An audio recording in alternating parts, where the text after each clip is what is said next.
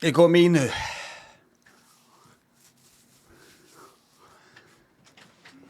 You got me now. Okay.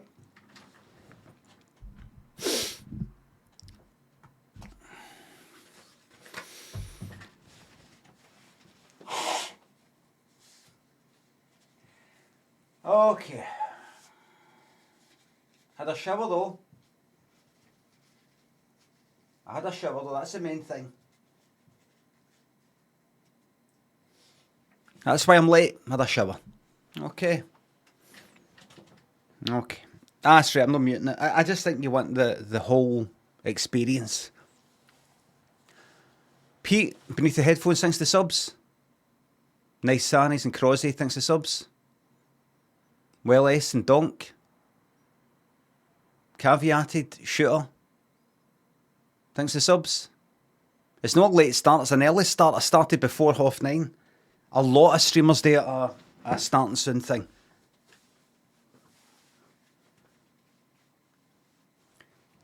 You'll find Catton and Dot, one, thanks to subs. Marbles, no. Designer drug ecstasy.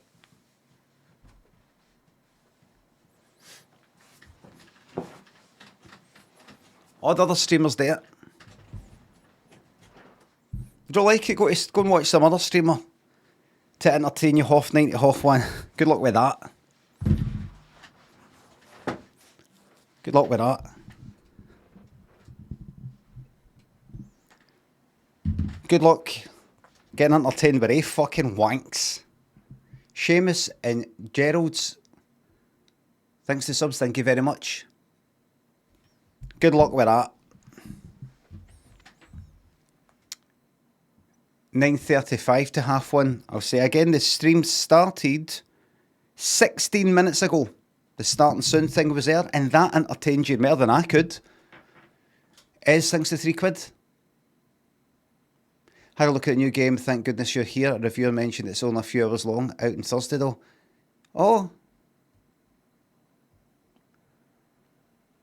That's you earned your wages there, Is.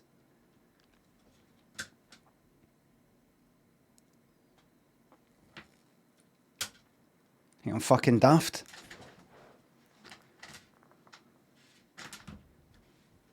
Think I'm daft? Well, I'm no. Hello, everybody. Morning.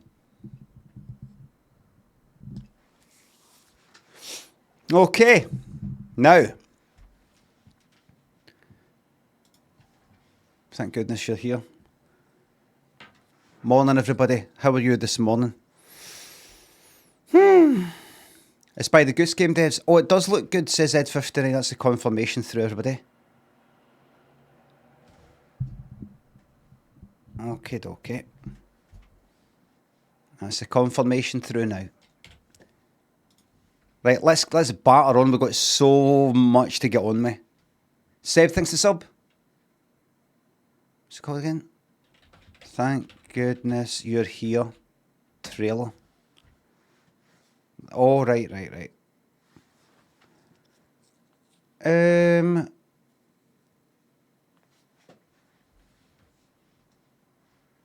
Months ago, 1 month ago, right. Let's see. Give a little moment. Turn the volume on the phone up and sort this one out. Just a wee second here. Hold on, what's all this about then? Ooh, come on! That one for the bumper wheel. Oh, will you behave? Crikey, look at the size of this lad's Right. marrow. Andy's got a huge What's that? Andy's got a huge Oh, cock. Right. So, do you come here often? Lad! You better get your son in here now! Are you here to give me a hand with the tatties? Poor cow. Chippies usually perk her up though. Oh, my big butt. Great job!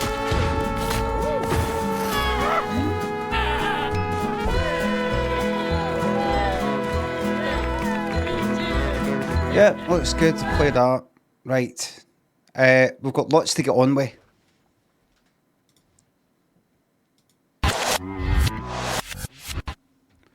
Um,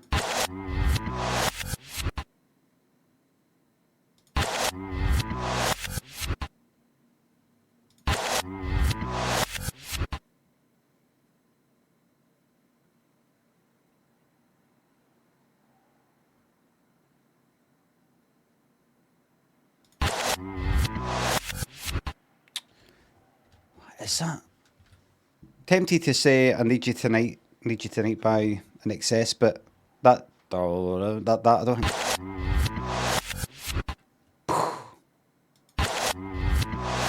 Sounds dead familiar, the snare thing. It's not she drives me crazy, but it's that kind of... It's right there. Oh,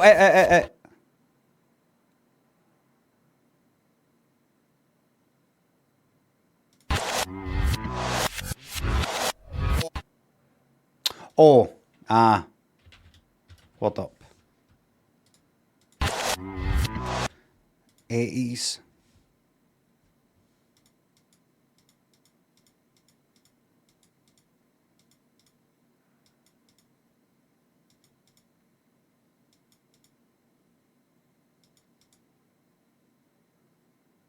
Right.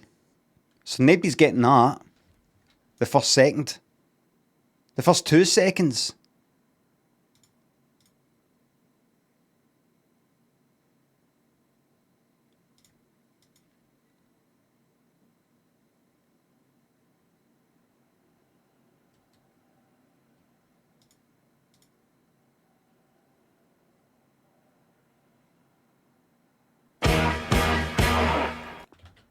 Bat dance or something?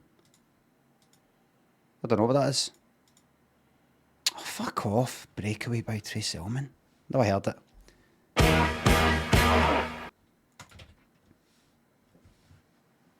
Just, they're not checking it. No quality control. By the way, something popped into my head this morning. We've got another plagiarism instance.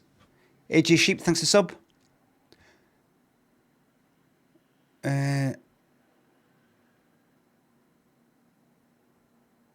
Oh.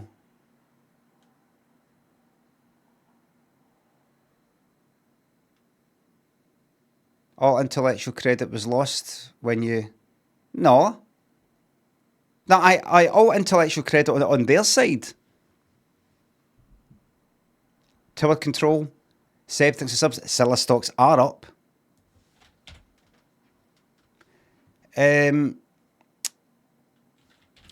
Everybody, let's not fuck about.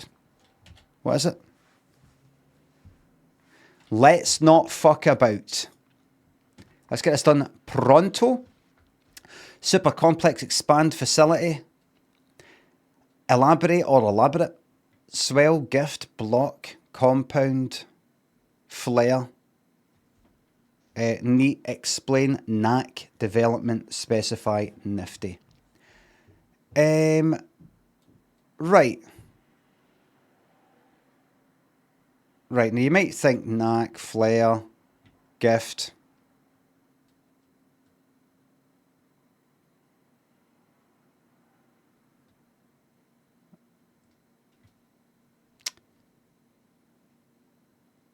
Could say facility.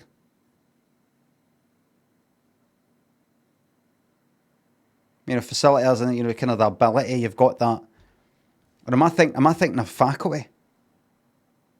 Don't do it. Don't do it. Specify.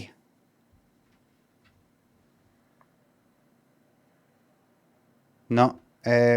Specify, explain, expand, elaborate. That's the one. Right. Provide more details.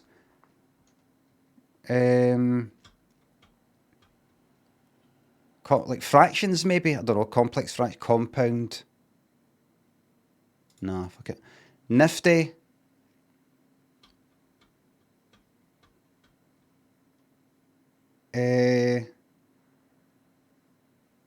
Not. Block.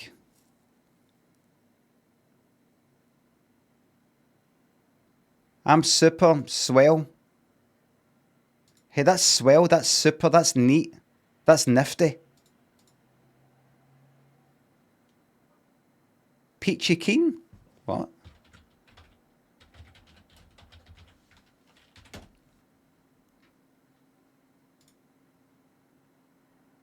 Chiefly US and formal. Very good, fine or excellent. Yep. I got the idea. Flared gift. Facility knack. I was right the first time. Ability to do something well. Compound, development, complex, and block. What do you think that is?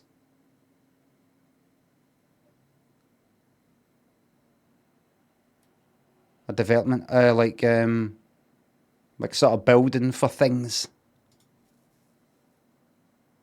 Group of buildings.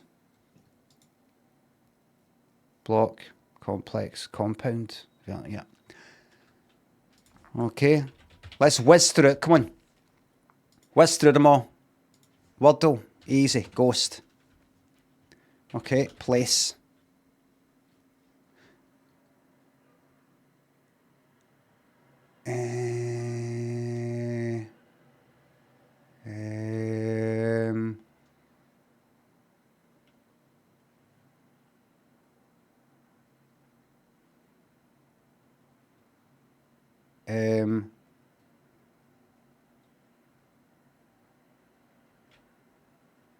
Leah.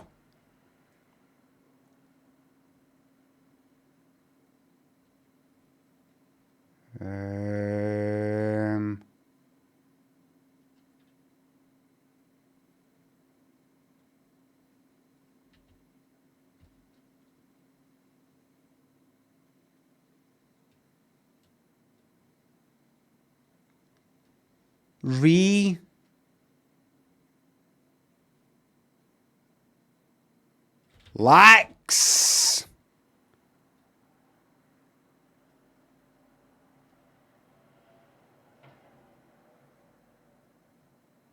Okay, so it's got this era, aero, feral. Oh, that. Worldle.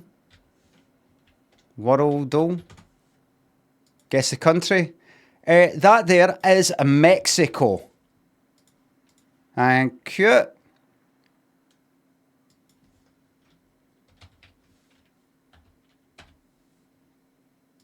Easy. That one's easy.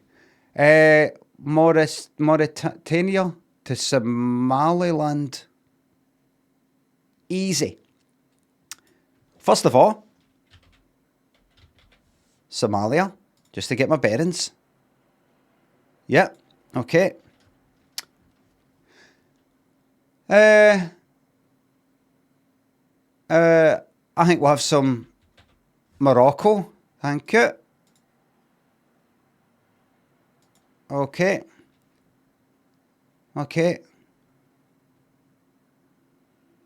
Let's have some Egypt.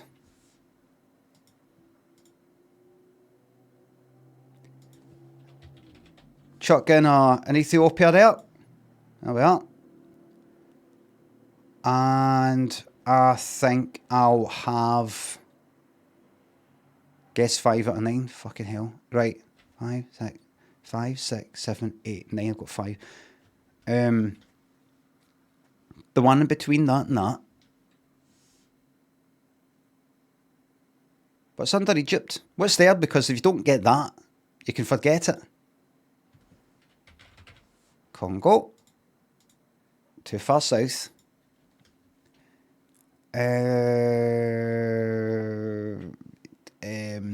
If you don't get that, you can forget it. What's right there? Look. It's easy. What's there? That's Morocco, so what's there?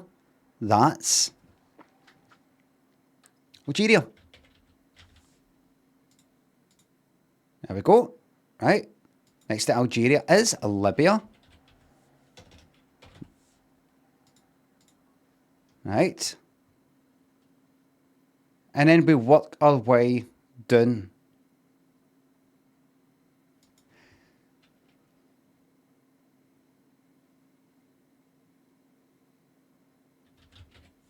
Saudi Arabia. This will be it. You connected? You fucking are. And then for the last guess, right there between Somalia, Ethiopia, Egypt. What's right there? What's right there? Easy.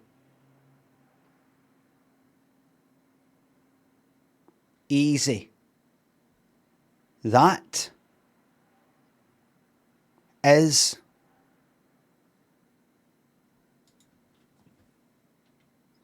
Sudan. It fucking is as well.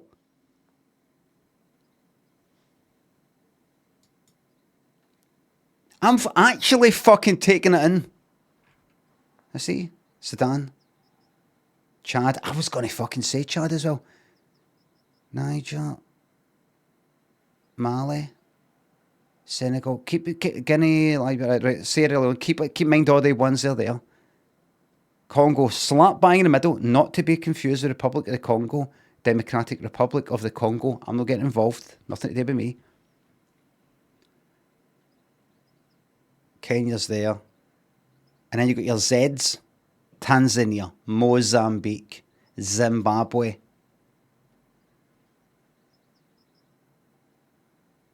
Zambia.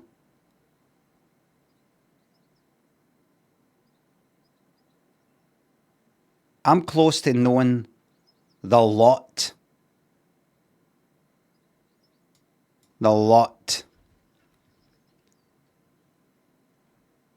That's all I usually do, isn't it? Nothing else. Monster Mash and Shane, sent you a life, thanks to subs. Who'll sing happy sub anniversary to a child? Who'll sing happy birthday to a child? Vic Vinegar. On a special day. Steps for the band the Spice Girls could have been. Chris, thanks to sub, Chris. I've got a disciplinary and work tomorrow. Any advice on how to get through it? Silent treatment. Just nod and just go like that. Yeah, absolutely. No excuse. No, absolutely. No excuse. No excuse. Lord Pippington, Rye thinks the subs in £3. Can you please add GeoGrid game to morning games, please? I'll keep that in mind in just a moment. Thank you very much. Lord Pippington thinks Lud Pippington. What was it again? GeoGrid.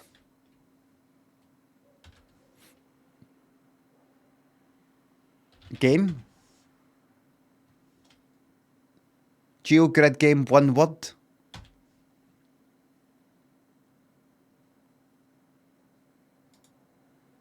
This. I got a feeling this isn't going to be that good. Oh, this is too much thinking. Too much thinking.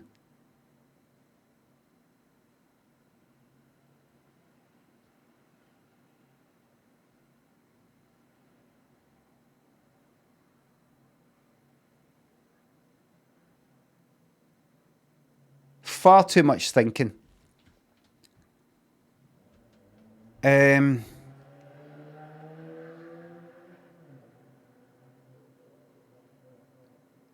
No.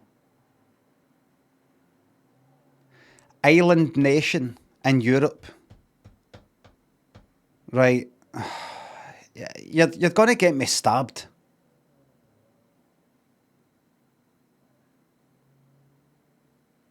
Ah. It's all right. We're all right. We're all right.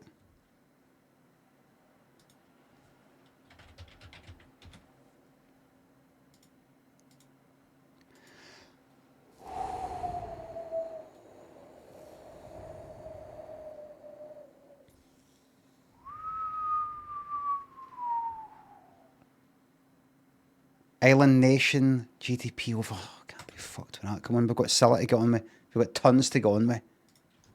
Thank you very much. It looks interesting, but it's just a wee bit too slow for me today.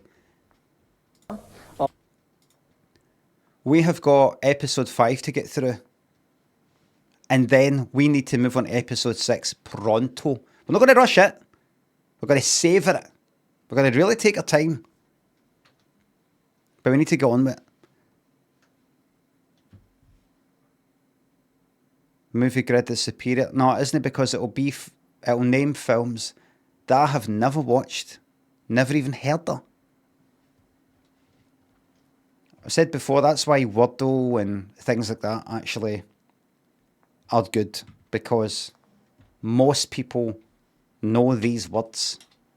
There might be the odd American one, like in Connections, you're like, what the fuck is that?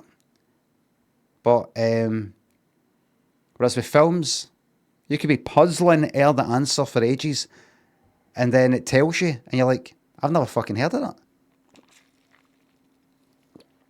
Bando is good. Bando is not good. It is not good. Here, I'll prove it. I'll do this and then I want to touch it for the rest of the year. Bando. Guess the song one instrument at a time. Right, listen.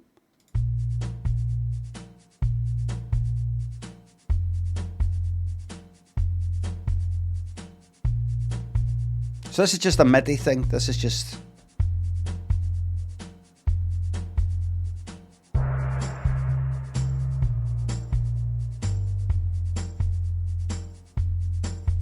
Released in 2013. 238 million YouTube views.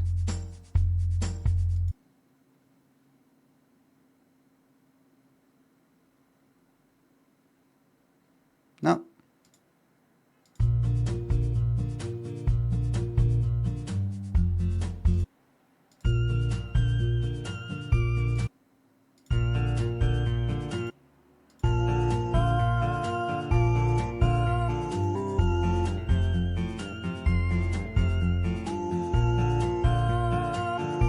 Hungarian capital.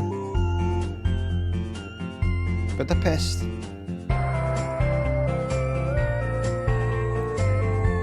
That doesn't... I know that song. That doesn't sound like that. That does not fucking...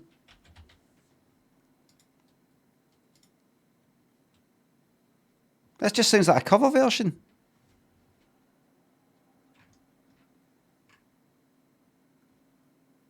Can I play it, please?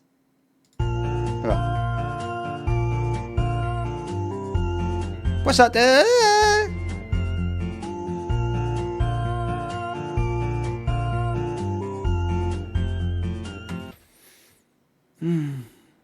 So, never touching that again. Let's put that behind us, because that's a bit of a downer. Wow, thanks to sub. I'd never buy a sausage dog, no, and I'd probably never buy a dog. I don't want a dog. I like them from afar.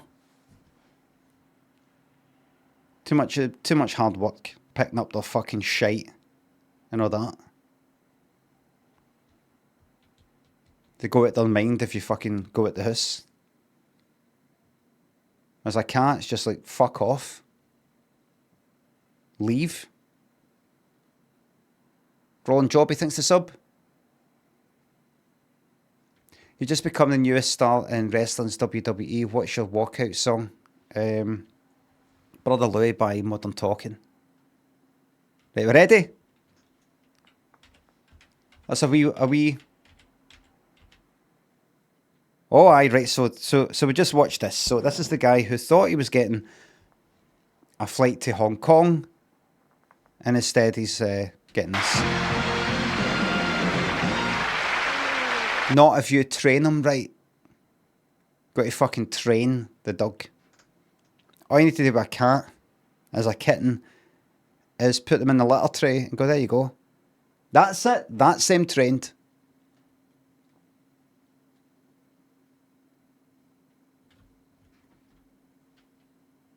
After that, they clean themselves.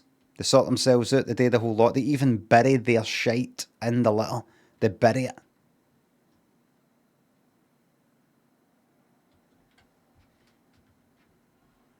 and they spend half the fucking day cleaning themselves, half the day sleeping, another half of the day looking at the window, another half being outside somewhere, another half under the bed. I felt that, didn't you, ladies and gentlemen? I did get a little, oh, you can't speak. I get very nervous in planes. I hate the taking off, don't you? Oh, it's good to be back, isn't it? It's good to be back. Oh, God. When the stream finishes, it's just this big, long ocean of time until it's back to seeing Cilla again. Ooh, I hate the landing.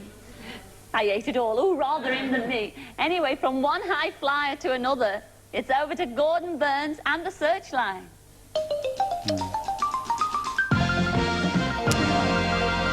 This is purgatory. You'll get into it. Hello.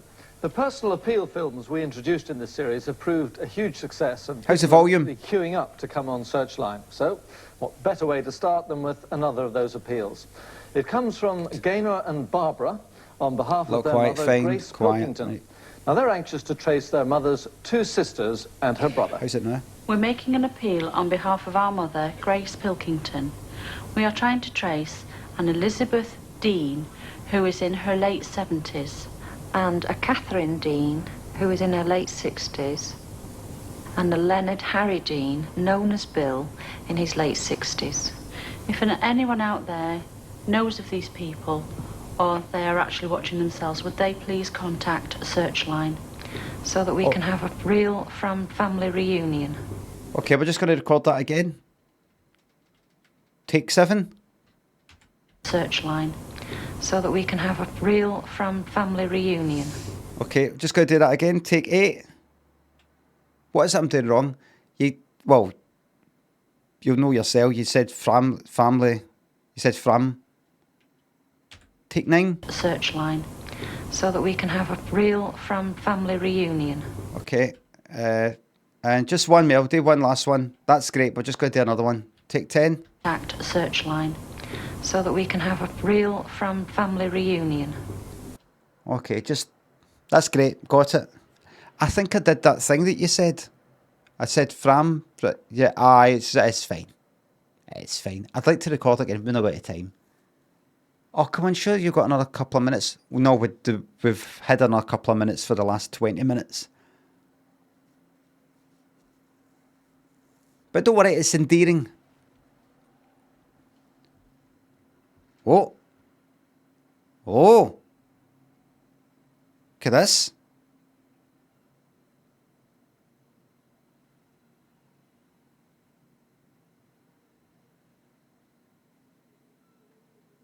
Growling at you in a pub. Sitting down with a pint.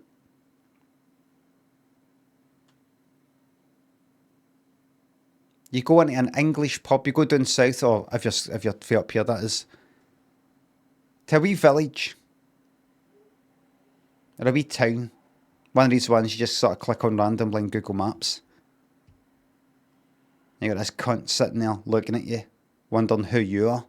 He's not seen you before. Looking like that. I'm not talking about like something that American Wolf in London. Looking like that. They're the ones you've got to look out for. This lot.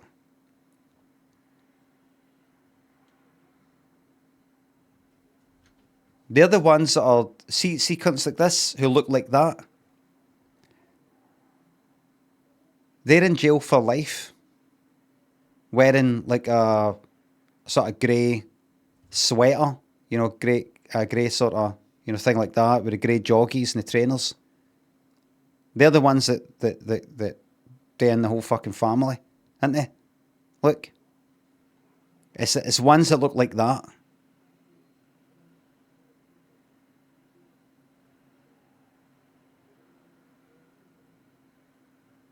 Pure mild mannered looking ones.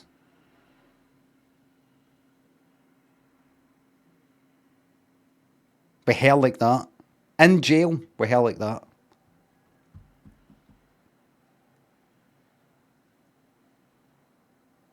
arrogant. Doesn't think he's done anything wrong. J3000 thinks the sub.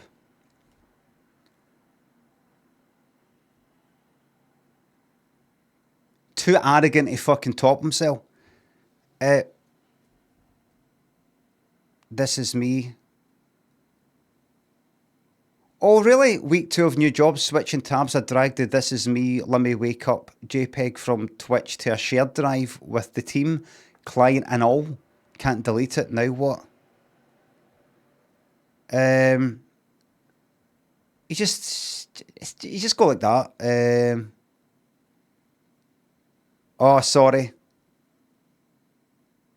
Wrong window. It's a bit of a laugh. Be fucking grateful it isn't something else. Be very grateful. You can't fucking delete it.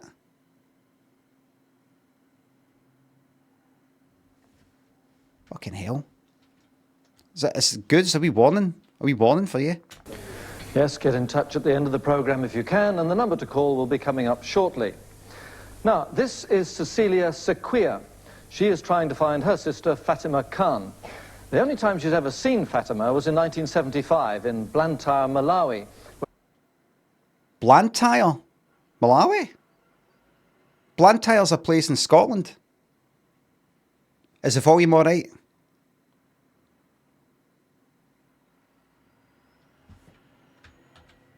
That's some sort of fucking colonial thing.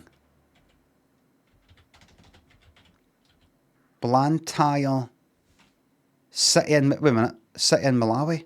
Wait a minute. Is there a Blantyre in Scotland? Am I making that up? There we go. Blantyre. Wait a minute.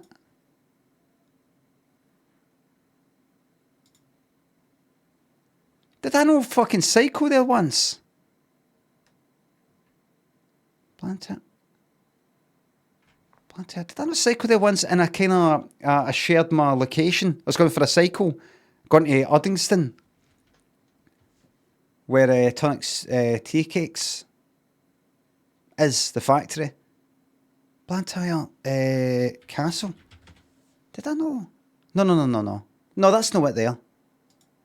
What's that there? What's this? What are you?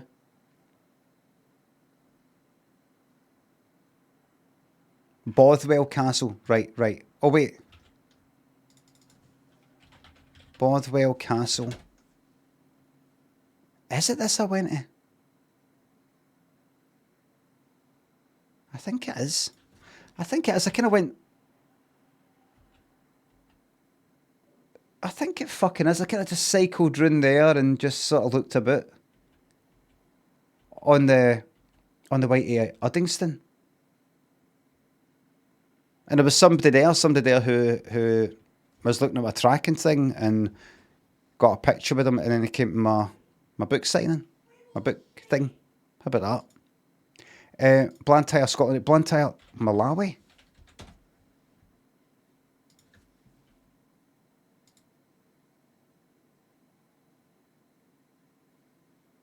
Fucking Blantyre, Malawi. Right, what's the story here? There it is. Blantyre was founded in 1876 through the missionary work of the Church of Scotland. It was named after Blantyre, South Lanarkshire. There you go, birthplace of the explorer David Livingstone. On you go. What did you do when you were there, you fucking horrible bastards? Go. Come on. Come on. What did you do when you were there? What did you do?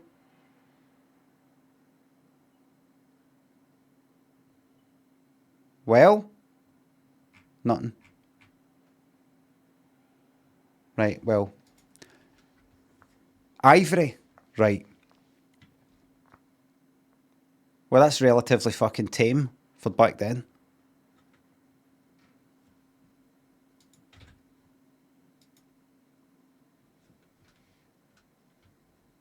Where Fatima used to go to college.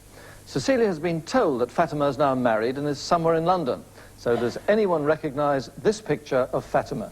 If you do, please get in touch with Searchline so that we can reunite the two sisters. There's not enough pictures that people don't... There's different poses through the years. We need to see that kind of one. People don't pose like that anymore. They're just there and they're sort of like at a kind of 45-degree angle, just sort of holding something. You know, no looking at the camera, no looking like they're talking to somebody. They're just there. Well, now to Bob Lee, or Lofty as his mates would know him, who served with the 564 East African Army Service Corps and is very keen to meet these lads again. They're Wimpy, Spike, Lofty and Ernie. In this picture, they're in their costumes for a production of Maria in the Red Barn, a pantomime they staged at El Brilliant in Egypt in 1944. Brilliant play. Do any of the cast recognise themselves or remember being in the pantomime Maria in the Red Barn? If so, please get in touch with the Searchline because Bob wants to meet you all again. Now, attention all bunnies. What? This is strange. Roger Heath is out to trap one of you. Not a bunny rabbit, but a bunny lady. Last New Year's Eve, Roger was working as a barman at a fancy dress party at the Six Bells Public House in Reading. Oh, I fucking bet you were. He was dressed as Tarzan in a leopard skin leotard. Whatever turned you Wait a minute. Dressed as Tarzan. Right, he said Tarzan. I've always said Tarzan. And then I said Tarzan on here, and I got laughed at. Because you might say Tarzan. Tarzan. I've always said Tarzan. Tarzan.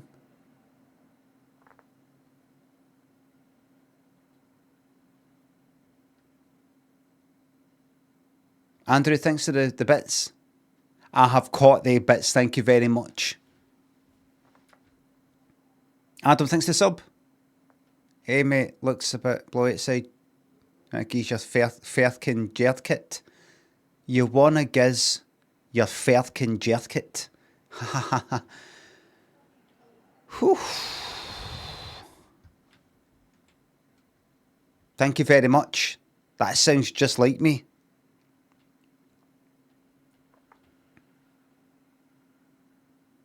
In a leopard skin leotard. Whatever turned you on. And the lady he was trying to trace was dressed as a bunny rabbit. Now, all he found out about this Bonnie Bunny was that she was from Bournemouth. Rod Serling of The Twilight Zone would pronounce robot. A robot. Just reminds me of me saying Tarzan. I probably sound to use like Rod Serling back in the days saying robot. So, if you are that bright-eyed Bonnie Bunny from Bournemouth, I'm saying that 3 times. Zoidberg? Who's that?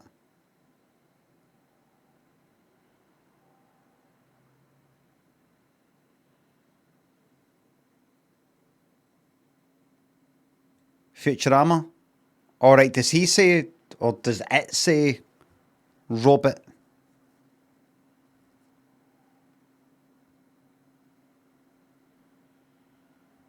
Right. Quickly, and would like another swinging evening with Tarzan, then give Searchline a Tarzan-like call.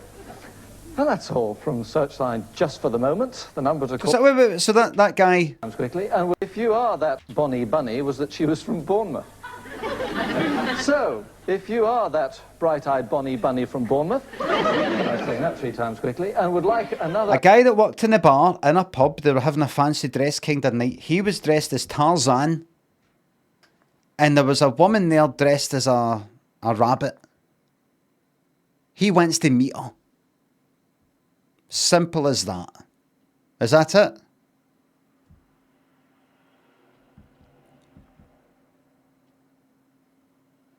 Right. A swinging evening with Tarzan, then give Searchline a Tarzan-like call. Right, swinging. There we are. And that's all from Searchline just for the moment. The number to call in response to any of these requests is 01222. That was a funny one, wasn't it? He's kind of smiling because everybody's kind of smiling. Like, that was a funny one, wasn't it?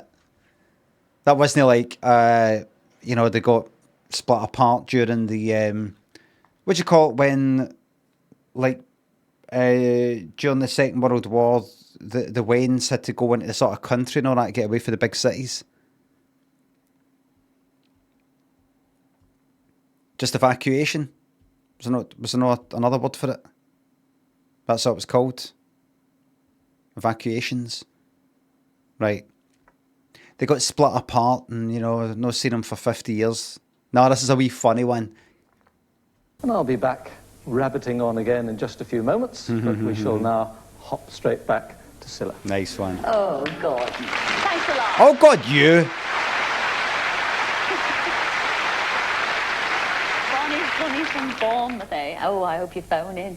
Anyway, you know I love people who are good sports and people who will do anything. You don't love laugh. people? I love them. I really love them. They do anything just for the fun of it. And such a person is Stanyard. What a name. Stanley Stanyard. You'll never guess what he does for a living. You won't, I'll tell you. He's a rectification headliner at a car factory in Longbridge, Birmingham. Now, his teenage daughters, Sharon and Tina, wrote and told us that Stan has always wanted to be a knight in shining armour. In fact, Stan wants to be a black knight and go jousting with another knight, you see, and use the actual lances. He's also a big fan of Surprise, Surprise.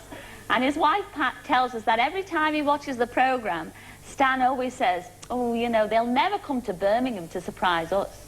Well, surprise, surprise, we did. Fucking Bob again. Why is he getting this? He's no worthy. Porridge Muncher thinks of the bits. Can you say happy birthday to my wife Susie in the style of Lollipop Pat Cilla?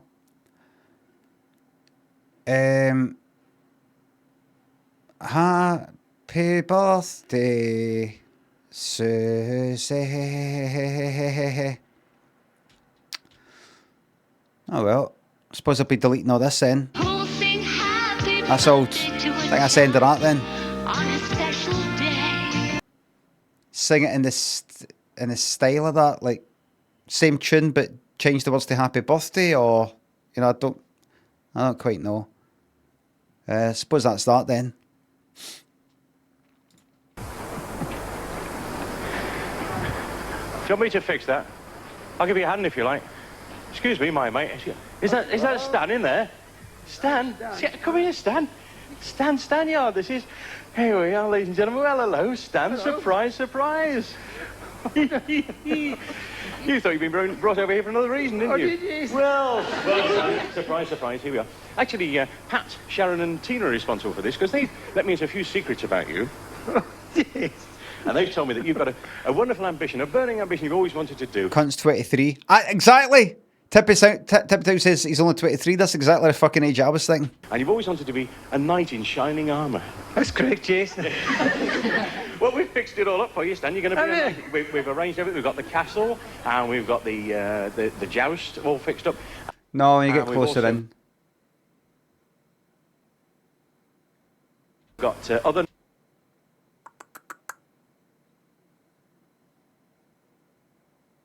Late 30s? Knights. What sort of knight would you like to be? Black Knight. The Black Knight. All right, I'll be Sir Prancelot, right? Three lovely maidens. You might actually recognise these maidens. Because it's, of course, your wife, Pat, and your daughters, Sharon and Tina, and here they are. Joe, you're right, girls. For these. Well, girls, what do you think? Will he make a wonderful knight in shining armour? Oh, he's only got a small hands. Has he? Yeah, again. Yeah, again.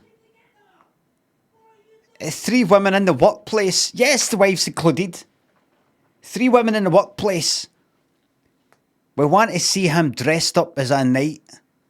You know, Nick Cayman, one guy gets it. Nick Cayman, hurry up, strip off you. Dress up as a knight, shows your lance. And a wee put down about having a... What was that about a lance? Oh, he's only got a small hands. Has he? The daughters. Is that 3 women in the workplace? Did I say if I said colleagues, I'm fucked. Did I say colleagues? I don't think I did. Good, I'm all right. Right, so my point stands. Good. Wait. Mighty shining armour. Oh, he's only got a small hands. Has he? Imagine saying he's only got a small lance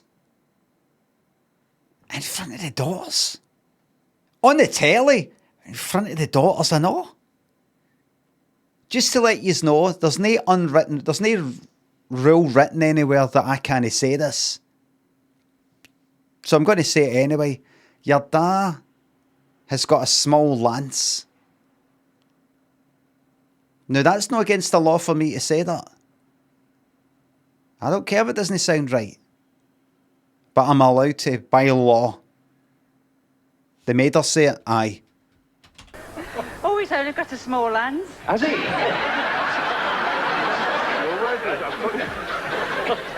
We'll find you a bigger lance. Yeah. All right. OK, Stan. Well, no time to waste. Come on, girls, we've got to get changed and it's off to the joust. A jousting we will go.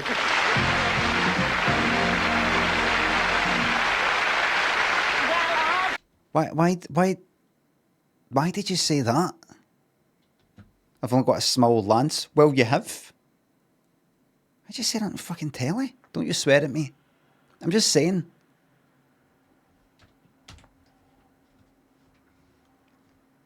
Dom, Google Hunter, thanks for subs. Thank you very much. Bob took Sir Stan off to be the castle in Leicestershire. Will Stan beat the White Knight? Will Stan get hurt? No, not with our Bob around. Our Bob hates the sight of blood. Well, he's so nesh, you see. He's very nesh. There's no need.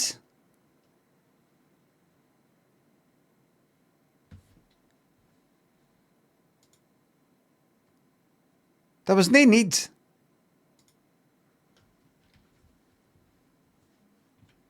Nesh, I don't know, what is that? Next time, get it right. The apple goes in the pig's mouth. Good morrow, prithee. They call me Sir Prancelot. Well, I have to in these tights. I have travelled these many leagues to Beaver in order to... I have travelled these many leagues to Beaver in order to enrol Stan of Longbridge into the Brotherhood of Royal Knights. Defenders of the soil and protectors of the crown. Let's see how he shapes up. So, Stan of Longbridge, you wish to become the Black Knight? I certainly do, Sir Prancelot. Then so be it. Have you got the scrolls? Or do you always stand like that? In order to be granted a knighthood, Stan of Longbridge must pass a number of tests to demonstrate his loyalty, courage, and manhood. Not a chance. But doing it again? This guy's gonna go out and fucking kill people.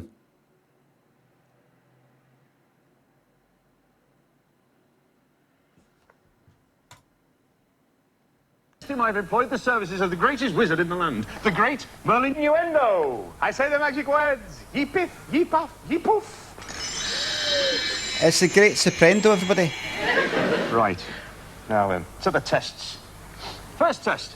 2 fucking comments. One's for the wife, one's for this cunt. Talking about the size of his fucking cock. What's going on?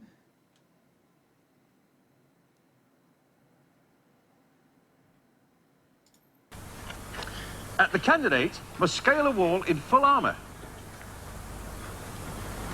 Well, we haven't got a wall in full armour, Stan, so we'll take the pass. Second test. The candidate, using his longbow, must slay a pigeon in full flight. Off you go.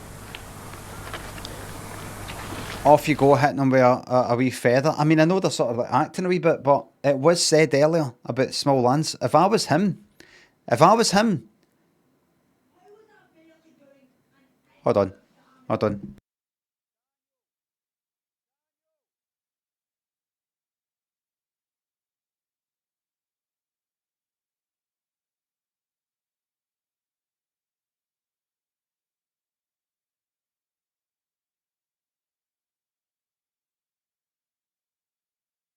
Sorry.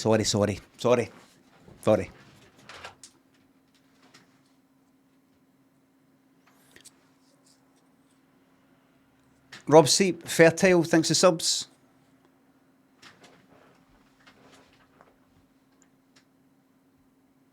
If you never intend on revisiting the characters from Limmy Show, could you give us some closure and let us know how they die, please? Jacqueline went back on it. She OD'd. DD tried heroin for the first time. He OD'd. No, I'm joking. I'm joking. I'm joking. I'm joking. Black, thanks for sub.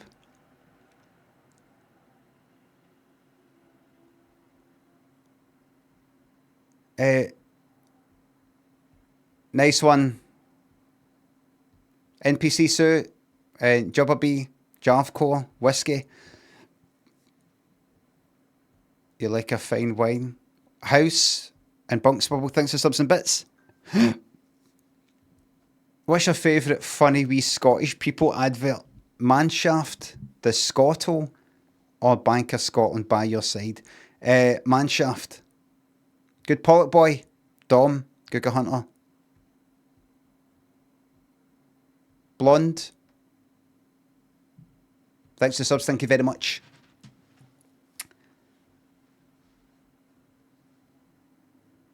Manshaft was particularly good. Let's get back to this fucking pish. Biff, bop, poof.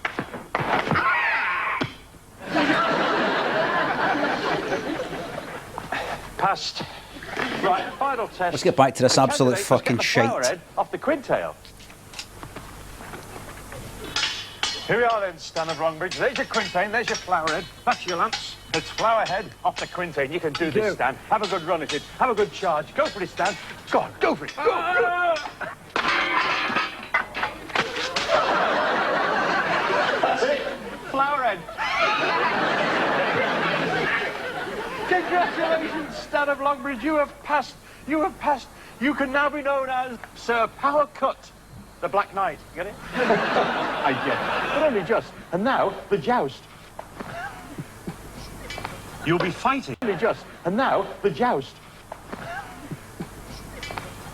That's my favourite bit of the whole thing. The silence. But only just. And now, the joust. That there. The silence there.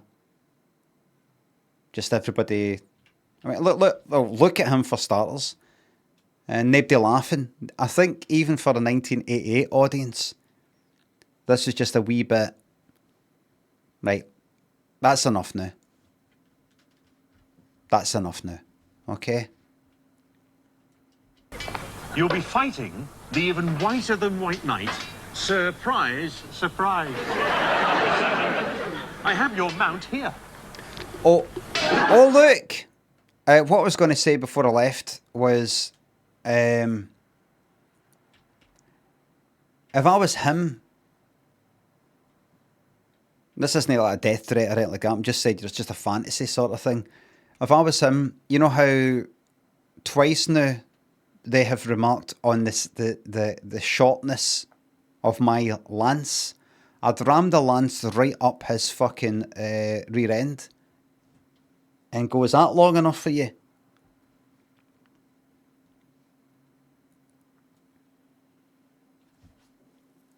And I would do the time.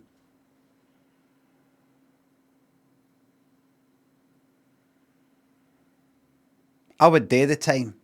I would go into court. I would make it go to trial though, just to fucking torture the family. Put them through it. You know, I would happily just go out guilty and do the time. But I would put them through a trial just to torture the family a bit.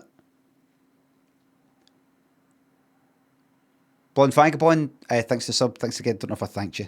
No, I couldn't send a night out on a dog like this.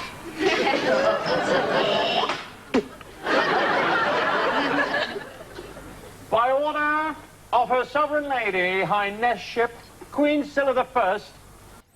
And by the way, I would smirk when sentenced. I would smirk.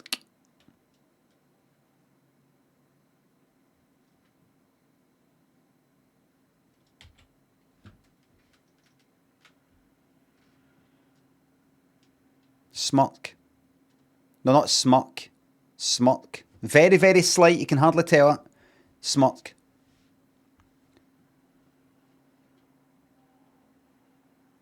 to say it properly in an English accent, smirk. Smirk. Smirk. There you go, that's me saying it properly. Smirk. Smirk.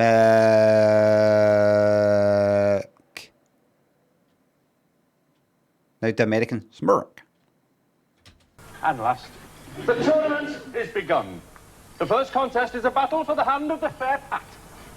The second is a free-for-all for the rest of it. The knights will enter the field of honour.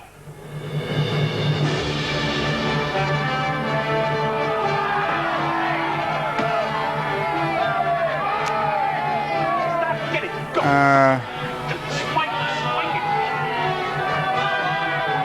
No, that's not him. That's not him.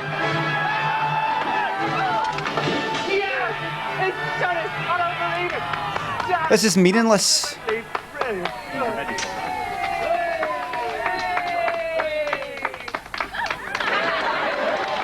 This is meaningless.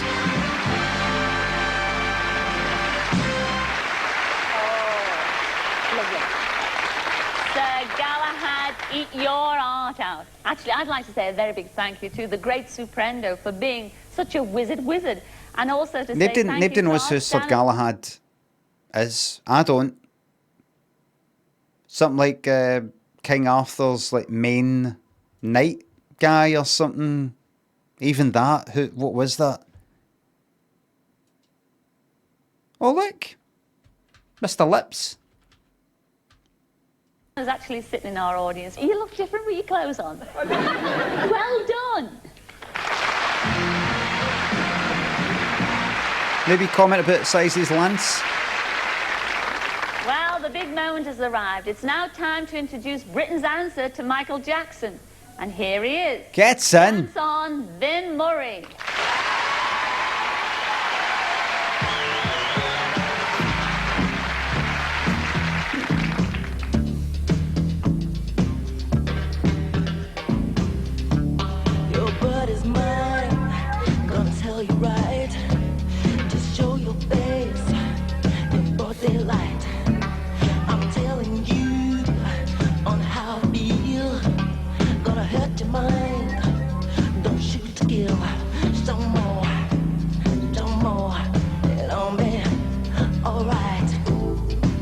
What's that?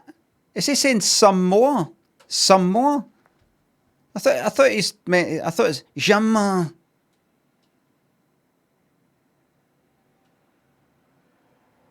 Jamais. He's just saying like some more.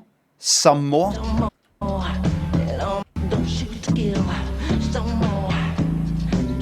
It's hard for me to tell my fucking hearing if it's a sh or a s. Aye, jambon. Jambon. Jambon. It's French for ham, is it no?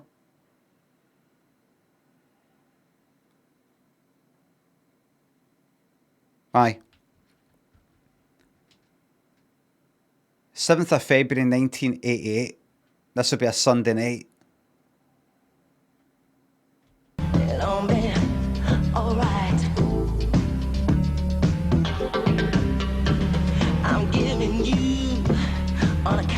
looks good that.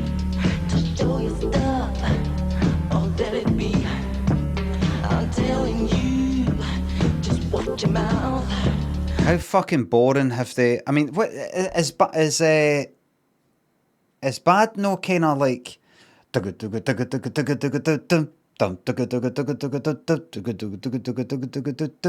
kind of more like that? And this is kind of dum dum dum dum dum dum dum dum dum dum. Like you're sort of like don't know, creeping through the shadows in like Manhattan or something. You know, like a detective with a fucking magnifying glass or something. I know your game, what you're about. Well, they say the sky's the limit, and to me it's really true. But my friend, you have seen nothing. Just wait till I get through, because I'm bad. I'm bad. Come on, you know I'm bad. I'm bad. You know it. You know I'm bad. Listen, I was meant to tell you. Your Auntie Margaret, you know how you're a big fan of Michael Jackson, Craig? Aye.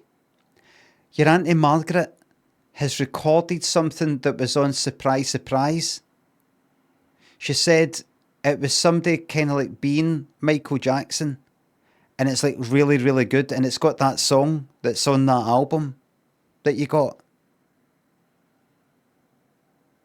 Bad? That's it. She said it's really, really good, and she's going to give me the tape. I'm meeting her on Wednesday, and then she's going to give me the tape. And she said, "How? What is it? What? Oh, I told you. It's a guy that's been. He's a fan of Michael Jackson. He was like really good at impersonating him. Right? She's going to give me the tape Wednesday. All right.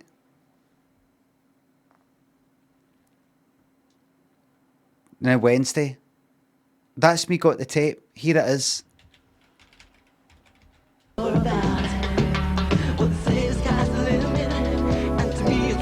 He's good, isn't he?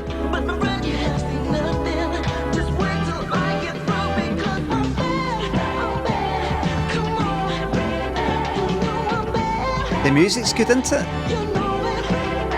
That's not Michael Jackson. No, I know that's not. I'd say it's an impersonator. No, the music isn't Michael Jackson.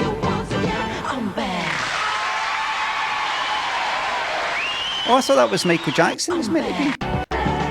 No, the person singing, isn't he? And what is it?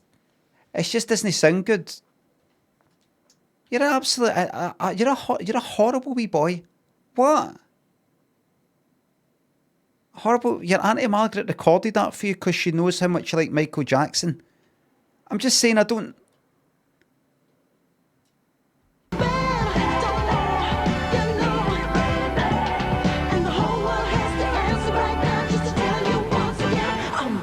It's good. It's good. It's good. You like that? It's good. Glad to hear it because I've got tickets. He's actually doing a show, that guy.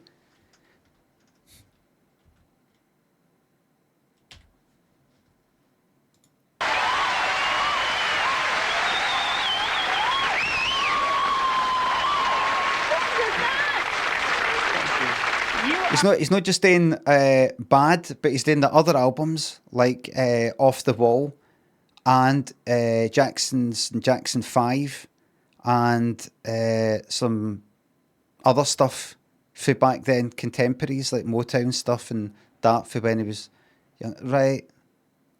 You know, like Ben and all that. Butlins.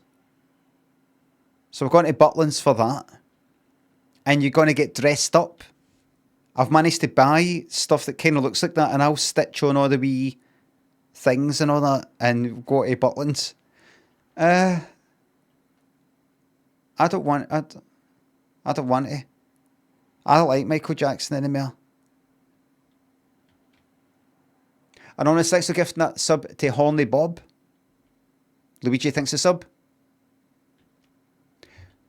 Was once on the bus home from tea in the park. A guy gunned a pill, then shouted, 1, 2, placenta crew.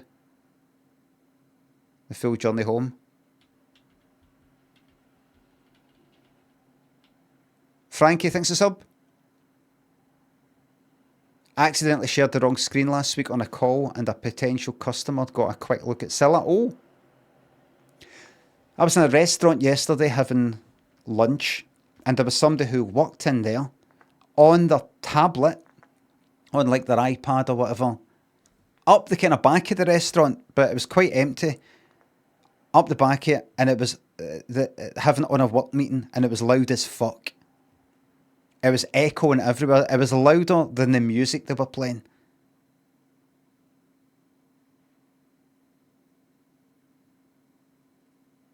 And I don't think I could say anything because I think the person who worked there had previously got a 40 with me. So there was no longer a professional distance.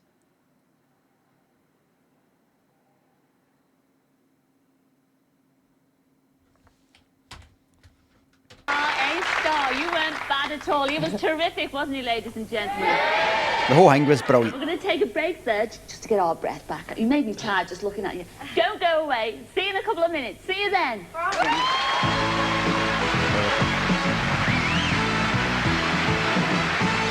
The music was a highlight for me.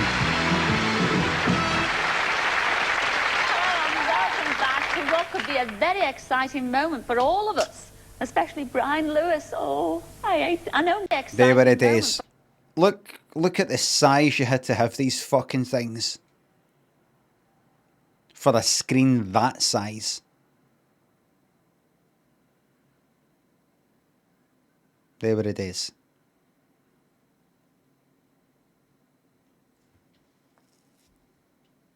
For all of us, especially Brian Lewis. Oh, I know I'm going to hate this. Are you there, Brian? And Bob? Yes, we're here. It's been a very smooth ride up to now. Brian's doing very well, actually, at the controls. My goodness. It's Harry who's looking nervous. Hope the insurance is paid. My goodness me, has the cameraman had a drink or is that turbulence? It is a bit of turbulence we've hit, actually. Look at it. What are we watching? Cilla's obviously been told by the producer, listen, there's actually no much to see. I don't know why they've done it, but they've done a nighttime one. So basically, you can't see anything. You're looking at the back of this cunt's fucking head, looking at nothing. There's nothing to see here. Nothing to see here. Look at it. Wind in most people's language, but... So, Cilla, could you sort of talk it up a bit, you know, get people feeling something that they don't actually really feel? Could you go like that? Oh, back to this. Don't know I can watch this. But remember, it's no it's not like you're on a boat. It's a plane.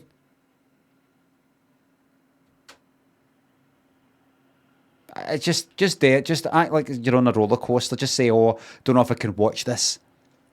Because it's fucking shite. It is a bit of turbulence we've hit, actually. It's wind in most people's language, but we're in the middle of it. And it's not terribly pleasant, I must tell you, but it's quite a strong... It's quite a strong bit. We've just come through. I think we're through the worst of it. Actually, it's come good now, there, Bob. Now, in the distance there, you can see the lights of the Hong Kong airport and city. Brian, while they were talking there, we put the gear down and the flaps for landing, so we're now on the approach, and we've got a further problem now. The autopilot's just come out, so you're going to have to land it. Oh, no. There was something wrong. You have control. Nobody mentioned this. Just aim for those green lights. Which green? I haven't got a chance of it. Is it an easy airport to get into? No, it isn't. It's quite a tricky airport. Oh, heck. And, I know that, Captain Harry. I've been there a few times, and it's the only place I know, the only country I know where all the people wave to you from the flats as you're coming in. That's true, but I think they're all down at the chip shop tonight. Back a little bit. Just back a little bit. That's right. We're getting slightly low. That's a very nice approach. Although this is a simulator, Cilla, the feeling in it is just unbelievable. Back a little bit, some of the folk watching, if you I don't know if this comes across, but in fact, feel it's the most realistic. People waving at us, Cilla. Pull up. Pull up. Don't put him off now. This is the critical thing. Okay. This is the difficult. Through 100 feet. This is lovely. Right in the slot. Look at that. 50. Ooh. 40. 30. Start checking. 20. 10. Check. You're on. Nose wheel down. Keep on the center line. Why did them do the daytime reverse one? thrust in. And start braking. Start braking. Bit more braking. Stop braking! 80 knots. Keep straight. Keep on the runway. Very nice.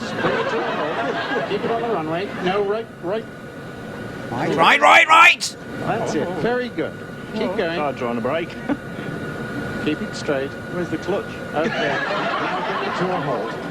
And Cilla, if you're looking, there's the checkerboard dead ahead. You can see it's Hong Kong. At least we stopped. There you are. There we are. Well done. Surprise, surprise. How do you feel, Brian? I know how I feel. How did that feel? I'm just waiting for the trip back now. Are you really? Oh, it's good. Good fun. Absolutely tremendous. See, that's better than actually going to Hong Kong, isn't it? So, But I don't know, so sensitive, yeah. So real. It's unbelievable. It was a very good landing. So it's good then. So it's good then. So it's good. Bring it here anyway. How are you It's a feeling, job. Bob? Well, great. Hong Kong, eh? I've got my carry out. I've got some lovely ribs. I've just delivered them, so we're all going to share these around the cockpit and have a lovely time. Oh, these are... You're all right, Cilla. We'll bring some back. Thanks a lot, Brian. Thanks very a lot, good. Captain. And thanks a lot to you, Bob. See you soon. For all then. Thanks a lot. Thanks a lot. Now, do I get to actually go to Hong Kong? Or... Now I feel another phone call coming on. I do. I think that clashes. Or maybe it doesn't. No. What would I know? What would I fucking know? And this time I'm going to use a phone with a good old American flavour. And look at this, isn't that sweet? Yes, very pretty. I'm going to phone an American serviceman. His name is Sergeant Ken Cafferton, and he's stationed at RAF Lake and Heath. He wrote such a romantic letter, I can't tell you, about an English girl he's madly in love with. Now, would you believe this is just the envelope he sent the letter in? Look at that. And this is what he said on the back. Warning. Can you read that? Can't you? Warning, be careful opening this letter. It contains some romantic fool's dream. Well, letter on the back, just the envelope he sent the letter in. Look at that. That's an absolute fucking doxing, if ever I've fucking seen one. Hereward Way, Thetford, IP 264. Has it got a number on it? That's a doxing, if ever I've seen it. But it's not got a number, so we're all right to look it up. Hereward Way, Norfolk, Thetford. Hereward Way, Thetford. Hereward, don't know if that's how you say it. Way. This better fucking exists, the place.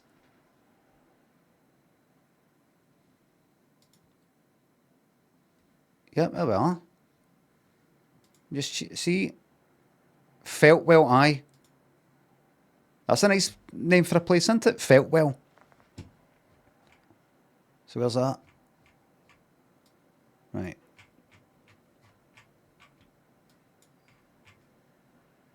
How long is it? It goes from here to there. A lot of businesses. Warrior Works, Aerials, Ramsey Technologies, Liquid Screed. The fuck is that? I'm gonna look that up in a second. Wait a minute, can I do that? Hold on. What the fuck is Liquid Screed? No reviews.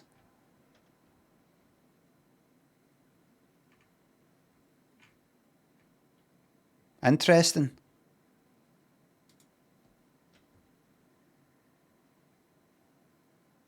What the fuck is... Liquid Screed and underfloor heating. What the fuck is Liquid Screed? Liquid floor screed. Oh, it's like this sort of shit. What is it? Sand and a binder system provide a smooth, level surface. Right. It's to kind of make it all kind of flat. That's it.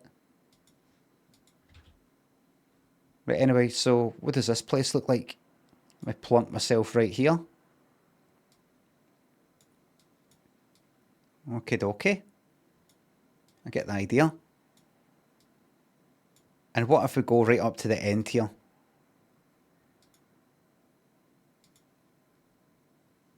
This is like, what is it, Grove Street? Or whatever it is. What's the name of it in the Grand Theft Auto San Andreas? And Grand Theft Auto 5. Aye, Grove Street.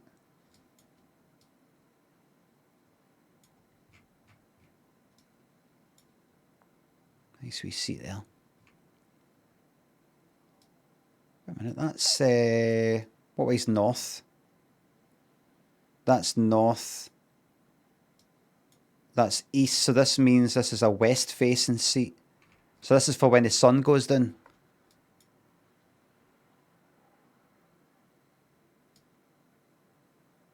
Very nice. And this is what he said on the back. Warning. Is that some romantic's fool's dream?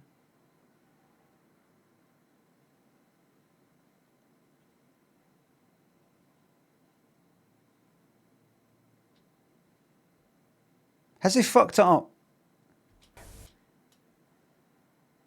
A romantic's fool's...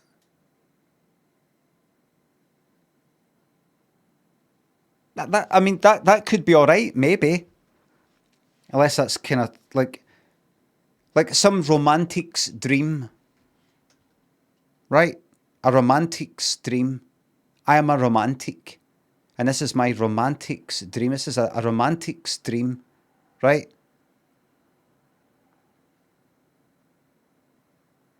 But it's not just any dream, it's a fool's dream. It's a fool's dream. So this is some romantic's fool's dream. Could be alright.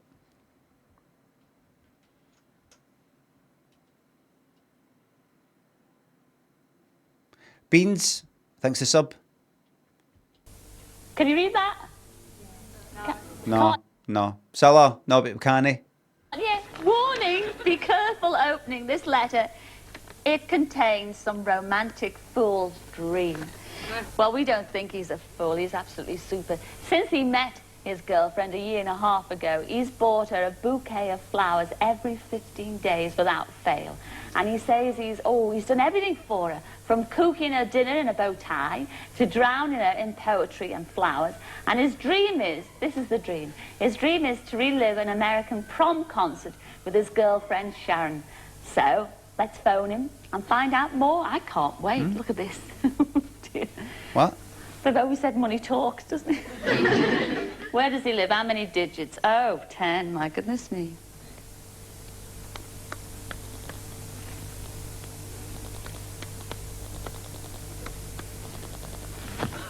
Fuck, she did hammering the buttons like that.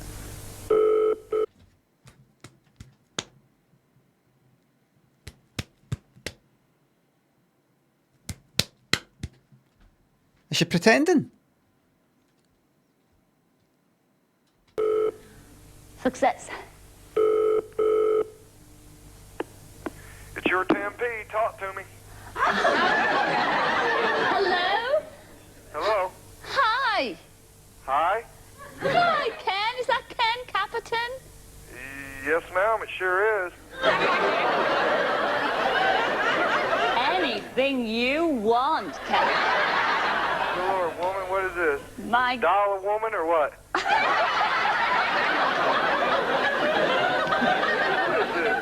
All right. Oh, Ken, bear with me, please, please. I'll tell you. That's just another setup. Another bit of fakery. Yeah, another bit of fakery. What is this? Dial a woman or what? What is this?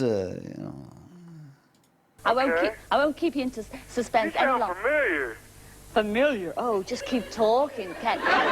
Surprise, surprise, it's Cilla here. Nah, this gotta be Kathy, ain't it? This is Kathy playing a joke on me this time. Kathy, no? Kathy. Oh, just keep talking, Ken. I love it, I love it. Because that's what you would say. Nah, this is Kathy, ain't it? This is Kathy playing a joke on me.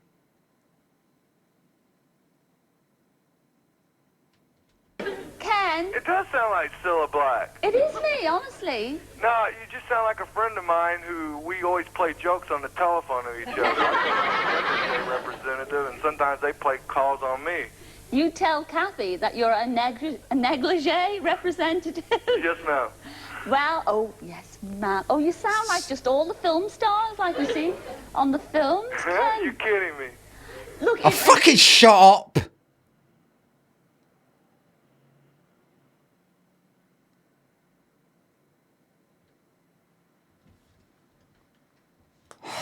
Oh.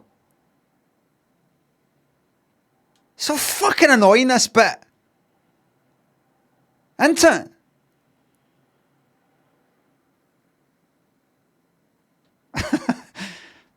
Oh my god. Naked Flames, thanks to sub. Since you played Still Waters Run Deep on the stream, I've been singing everything in Barry Gibb voice around the house. Aye, it's good.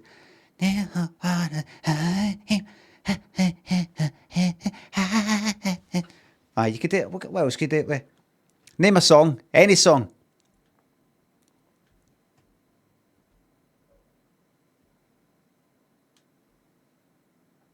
Bohemian Rhapsody.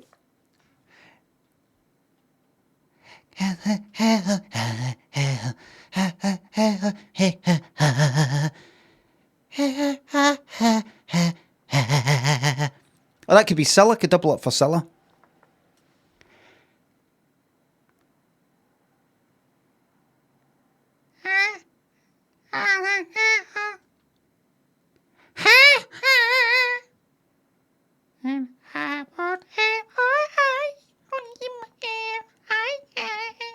No, I'm not kidding No, you. this is really Cilla Black. Yes, it is. God almighty.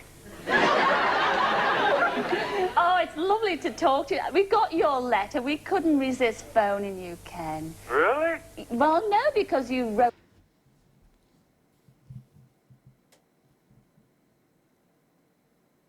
Just take a minute. Two wee break. Two wee seconds. Just take a wee... Really? Oh my god, man. Well, how's about that? This really is Cilla Black, ain't it? Nah, this is Kathy. Brack. That's one for the blooper reel. Captain thinks a sub. Don't be so jealous because Cilla is complimenting somebody else. Should have been me. Wrote such a romantic letter all about your girlfriend, Sharon. Yeah, I did, didn't I? Well, we're overwhelmed by you. We love the way you talk, and we think, well, you've had a burning desire, haven't you? Because you missed out on your school prom. I don't know exactly what that is. Tell me about when you graduate, Ken. What happens there? See, this is when I grew up. 1988, February, I would have been 13. This is how I grew up. So prom, what is that, a prom? What's that all about? And now, even like 10 years ago. So it's not just like just recently, just like 10 years ago or even longer. Oh, do you think you could send us a video or something for my prom? Or could you come to my prom or something? Prom? Here. Prom.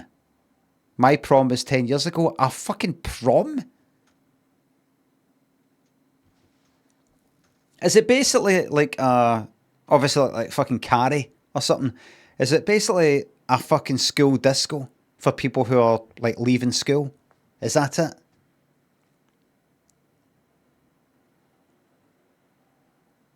Right, so what's the fucking prom thing?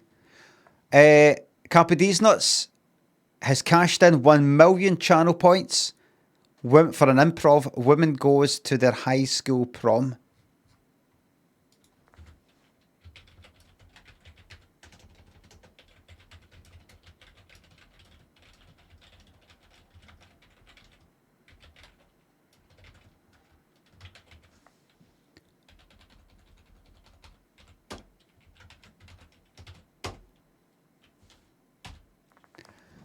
Let the story commence. Baby Grasshopper thinks a sub. Thank you for reading this romantics fools sub message. Woman goes to their high school prom. Let the story commence. Mary got an email. Next thing you know, so this is the way it's a different way of telling the story. Mary got an email. Next thing you know, she was arriving at her prom. But here's the thing. Mary was 50. And they never had a prom back then. And somebody came up with the idea, why don't we have a prom like these youngsters have and we'll get together? That kind of thing, like a reunion. No like that other improv story that I did a while ago. But we'll get together, we'll hire a wee function thing and we'll have like a prom like we never had. She went, aye, that'd be good. Are you going, Craig? She said, because after the email, they got they organised it, WhatsApp group, Facebook, if we got to know each other. Are you going, Craig? She said, see, Mary was already married, and so was this Craig. But they always had a wee twinkle in their eye for each other. But nothing ever really came. Never really came to anything. Aye, I'm going. Aye, it'll be a good laugh. Aye, it'll be a good laugh. Aye, it'll be good to see you. Again, that'll be a good laugh. Aye, just a good laugh. Good laugh, good laugh. That'll be a good laugh, aye. We'll have a good laugh.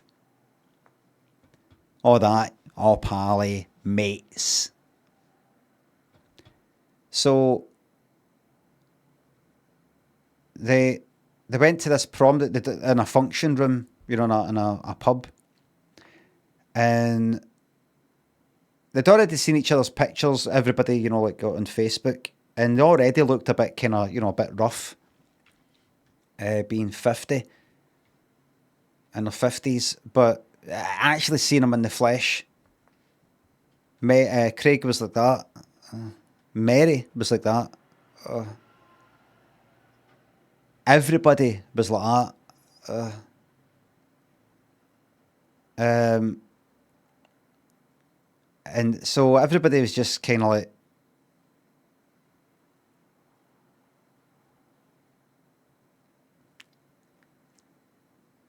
everybody was just looking at each other like that.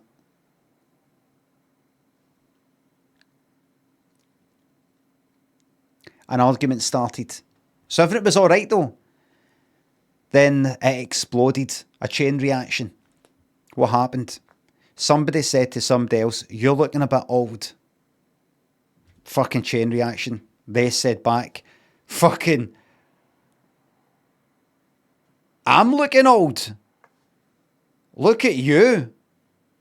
And the other one went like that. Somebody else said, "Oh, that's no nice. He's just saying you look old and you day." "Oh!" Jumped in. One thing led to another. Everybody was calling each other dead old looking.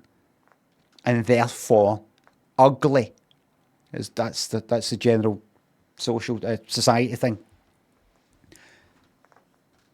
And then once they'd all argued, they all had to sit down because their feet were sore.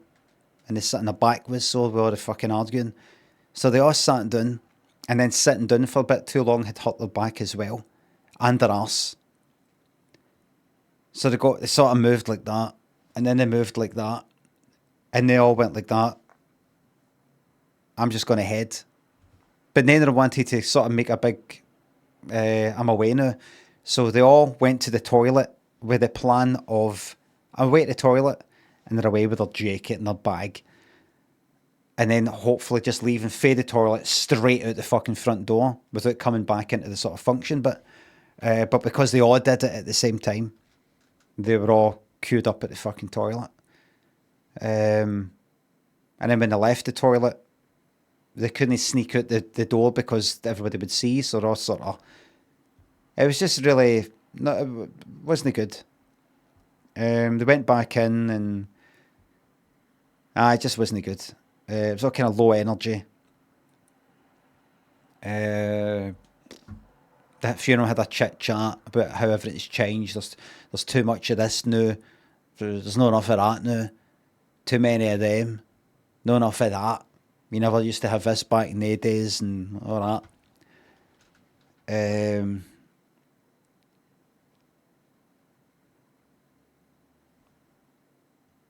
That was it. And then they went home. Craig and Mary, though, they were waiting outside to get their taxi. Craig and Mary. Do you know they barely spoke to each other the whole night?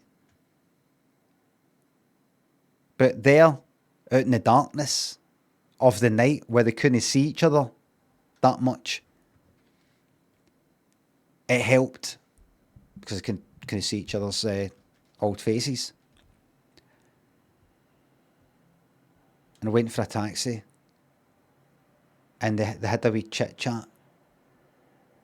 In the darkness. But even that was shite because they were old and boring now. And they really had nothing else to talk about. Everything had been said. Everything there was to talk about. Nothing was new anymore. Everything had been said. They had nothing really in common. The last time they fucking saw each other, what was that, 16? They didn't fucking know each other. They weren't interested in each other.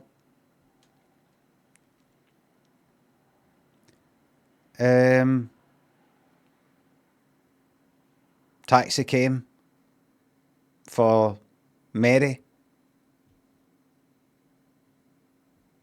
And Craig said, would you like me to get in the taxi with you? And Mary went, what for? Heading home. Oh, aye. The end.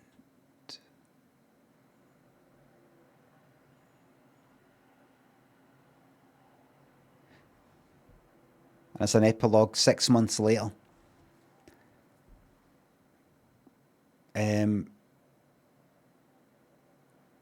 A family member of Mary said to her, you went to like a thing he was talking about, a prom. You went to like a prom, an older prom or something.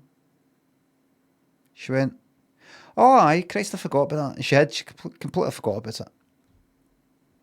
Because she's older. The end.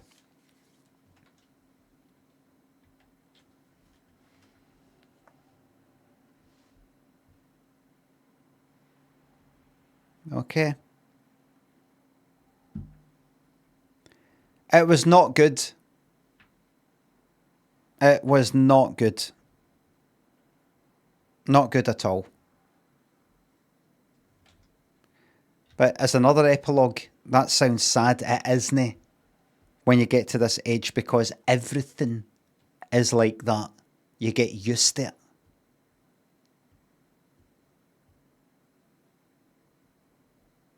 It sounds tragic when you're younger. It's no bother at all when you get to this age. You spend the time to go to see something, it's not that good. Par for the course. Par for the course. Okay. Okay. Declan, thanks for the sub. Par for the course. That's just the way it is. Best years are behind you. You've got more good years behind you than ahead of you. All that awaits you is slow illness, pain, emotional and physical, and then death.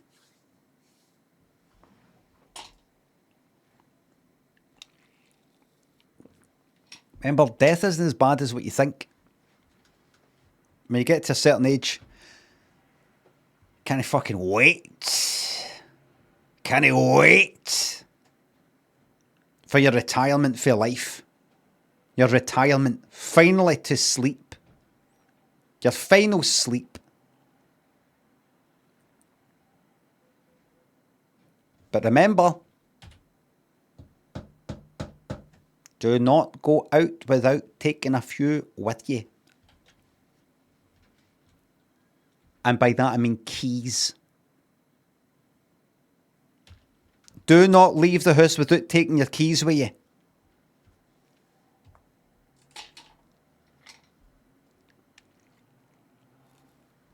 Because you want to be able to get back in the house.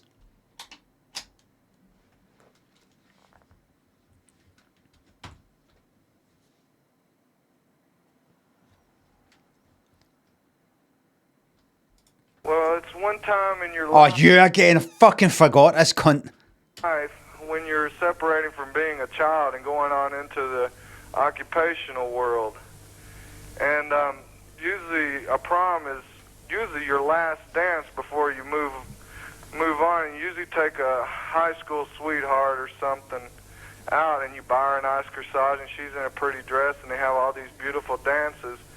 And that's basically what it is. Oh, and that's what you want to do for your lovely Sharon, don't you? I've always wanted to. I've always told her that. And I just sat here one day and I got fed up with watching Surprise, Surprise. You got fed up? Do it. Well, you certainly have done it. I'm looking forward to seeing this Do guy. it for you, Ken. No. Because Dr. Phil, aye, that's right, aye. surprise, surprise, you're going to have that school prom, that graduation prom, and you're going to do it with your Sharon on the show next week. You're joking.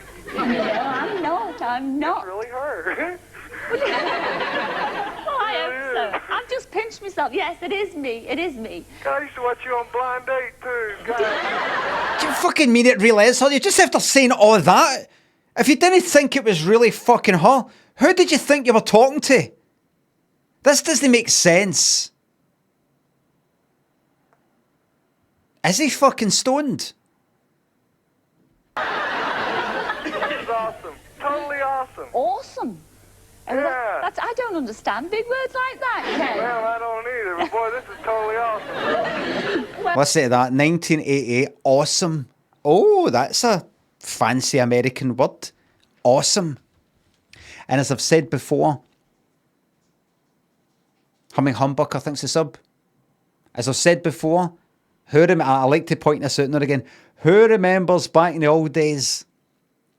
I'm taking you all the way back to the 90s now, I think it was. Have you ever seen the film Ransom? That Mel Gibson one, where they're listening to the kidnappers' phone call to Mel Gibson's character, and the character, who is a policeman, says, you know, the baddie, the kidnapper's a policeman or something like that, says, all right, and then we're good to go. Says good to go, and he writes, the kind of person listening in writes, good to go, military background, something like that. That's how new that part was back then.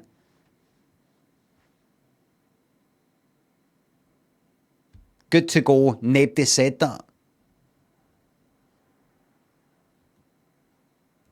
So if you watch that film now, good to go, possible military, sort of police background, like that, you'd be watching like, fuck you on a bit.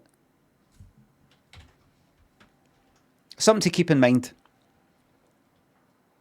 Now you got the fucking Eurovision cunt saying it. That's his wee catchphrase. I fucking hate that, by the way. You know that guy in Eurovision? The, like, kind of serious-looking guy. You know, the votes have been counted. We're good to go. Do you know what I'm talking about? The fucking... That cunt.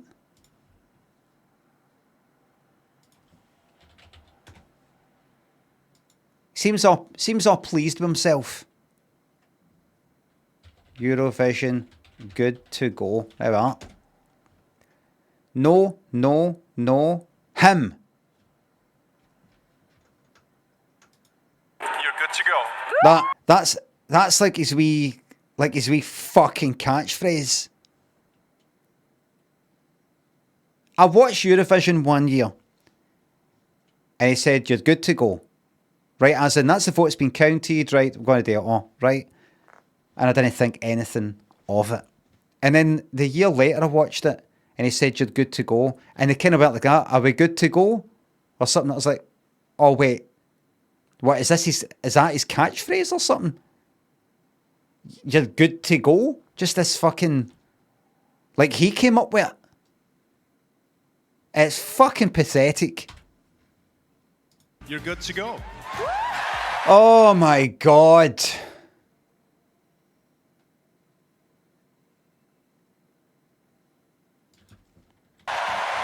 And it's like, you know, when you go away for something, you come back and they've developed a wee culture, they've developed a wee fucking, like Deal or No Deal. I remember watching Deal or No Deal when it kind of started and I sort of liked it, right? No Edmonds. And then I go away and I come back, I don't know, after not watching it for a year, and he's referring to the people who are there as the pilgrims.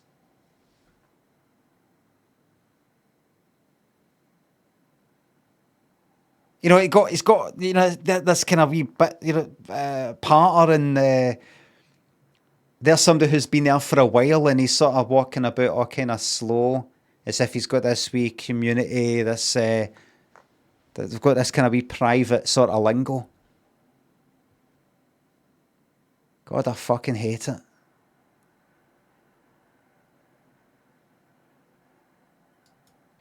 I don't want to, I don't know why I'm being so hateful. I need to screw it up. Sorry about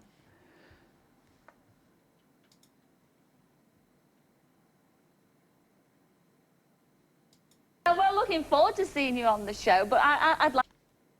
I fucking love it when they lose it all for 1p. Do you know what? I thought you were actually talking about Eurovision there. You're talking about like 1 point. Fucking magic when the UK comes in like last or close to the last, isn't it? Fucking brilliant. And I'm not like that, because what it really is England. I don't see it as that. No, I see it as the UK. I see it as the UK. I just fucking love seeing that. I love seeing it. Ha ha. This place is fucking shite and they hate us. Love it.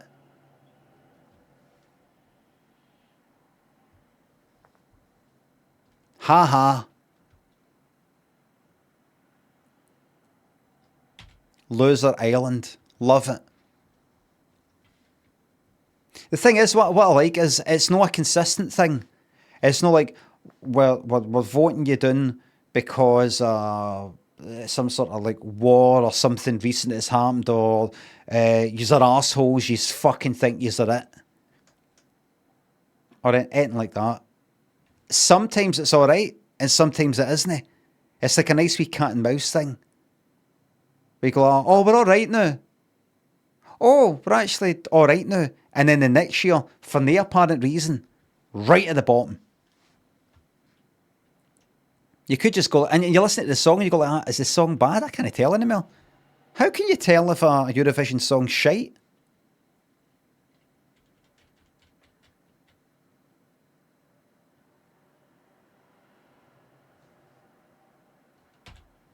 There's no way to tell. Like to find out a few things, because what happens at this prom? I mean, for instance, what is your taste in music? We've got to get that organised, you know? Oh dear, let's go back to old times, the Glenn Miller and all that stuff back then. Oh, and throw in an occasional 1960s blues black music, and it'd be perfect. And what do you got? You got your spotlights. Well, yeah, you can have spotlights. And then you got your prom queen. Your prom queen. Now, what about Sharon being the prom queen? I couldn't think about anybody more perfect, really. Oh, lovely. Oh, listen, all our ladies in the audience, are you listening? My husband, Bobby Willis. But you have been wonderful, and we very much, yes, we're looking forward to making your dream come true next week, all right? Do you have to think about it? Oh, isn't that lovely? What was that? To making your dream come true next week, all right, Ken? Yes, ma'am. Oh, isn't that lovely? That's good. I'll see you next week then. Yes, ma'am. We'll see you then next week. All right, lovely. Thank you, love. See you then. Look what this cunt looks like. Really wonder what this cunt looks like.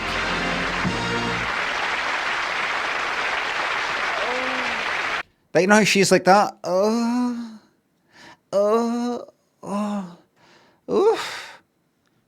I wonder if she'll see him I don't know. I shouldn't talk about such things. That's disrespectful. And I'm setting a bad example for the chat. People get timed out and they go, why? He says it.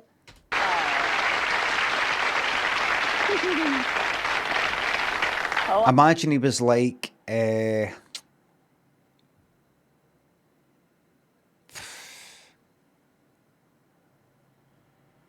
know, anybody I can imagine. I'm picturing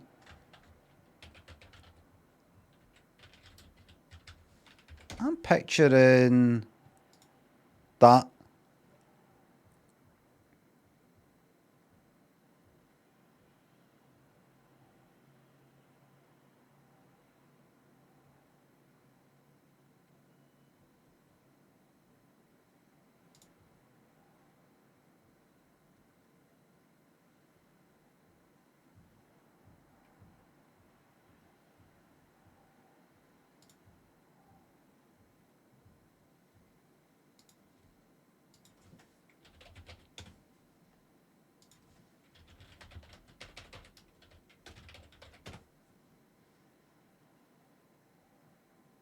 This is sexy Superman. Sexy Superman. Who remembers when Superman got sexy?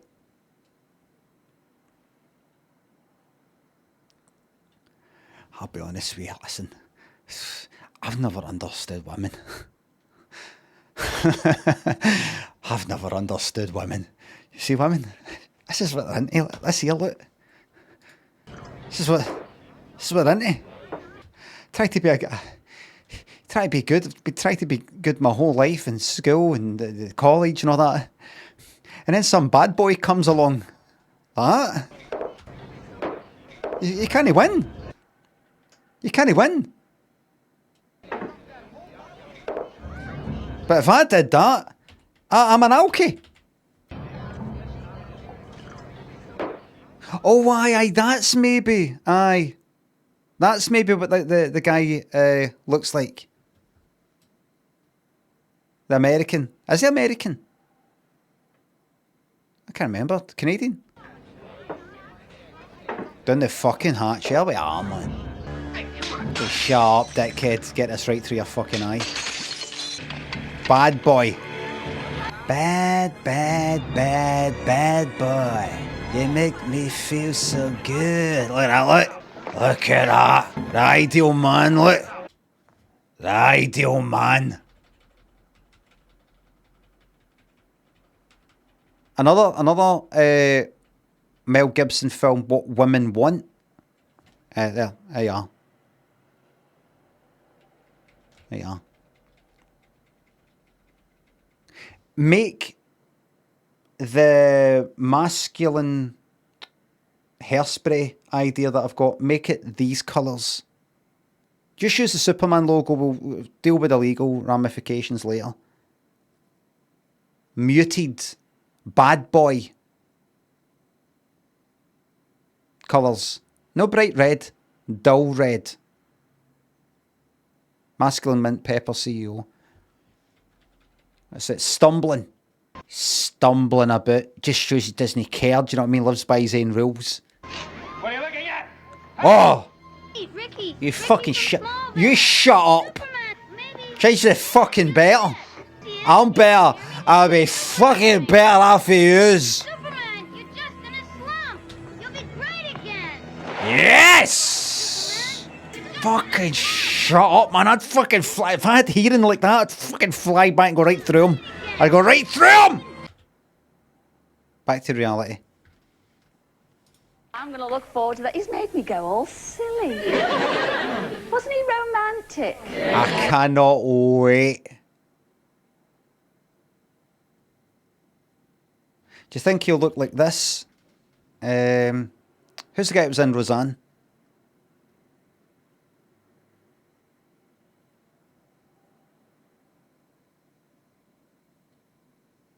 Goodman. Was it John? Aye. I'm picturing... Aye, there we go. That's it. Right there. I'd put every fucking penny on that. Every penny. And the fucking shirt. Right down to the shirt. This edge right here.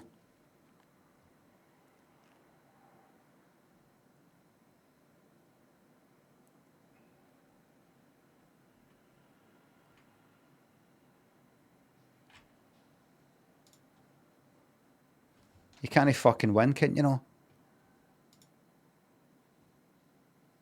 You cannot fucking win. If it's no cunts telling you to lose weight, it's cunts going like that. Or he doesn't look well. Or he doesn't look well. You can't win.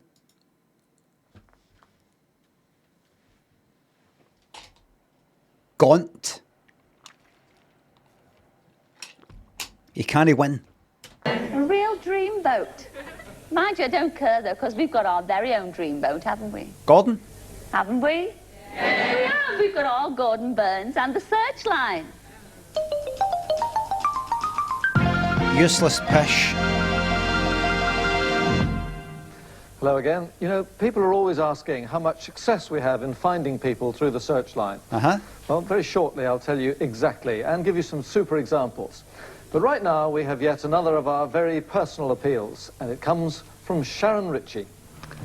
From 1970 to 1972, I was living in Hong Kong with my father, who was in the forces. Hong Kong again. Everybody place your bets. Will she, at the end of this, once she said her bit, and would like, and very much like to meet him again? Will she do that, and would very much like to meet him again? Will she do the wee look up to the side, you know, to the person who... Nah, she seems solid. She's no fucking about. No, the way she's angled, you can picture it. I attended St. George's School, Kowloon, and made a lot of friends. Two of the friends are on the photograph, Alan Costello and Karen Sorden. If they or any of my other friends are watching, Alan Costello and Karen Sorden. If they or any of my other friends are watching, would they please contact Searchline? Oh, you can do that straight after the programme, and I'll give you the number in just a few minutes. Now, when there's so much bad news about it, it's always good to hear about the good deeds that people do for each other. Do you hear that? 1988. You hear so much about bad news. See, there's bad stuff happening back then. Bad stuff happening now. Bad stuff happening 100 years from now. Bad stuff happening 1,000 years from now. Now, wouldn't it be good if there was a way to just make sure no bad stuff ever happens again? Wouldn't that be good? Never, ever happens again. There's only one way to bet for sure.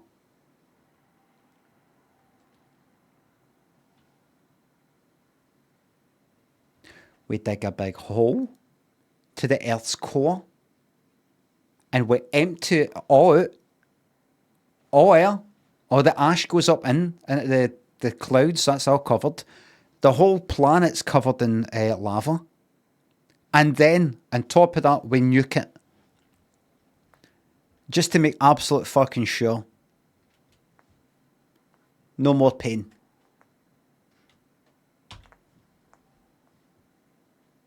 We've got one such story right now.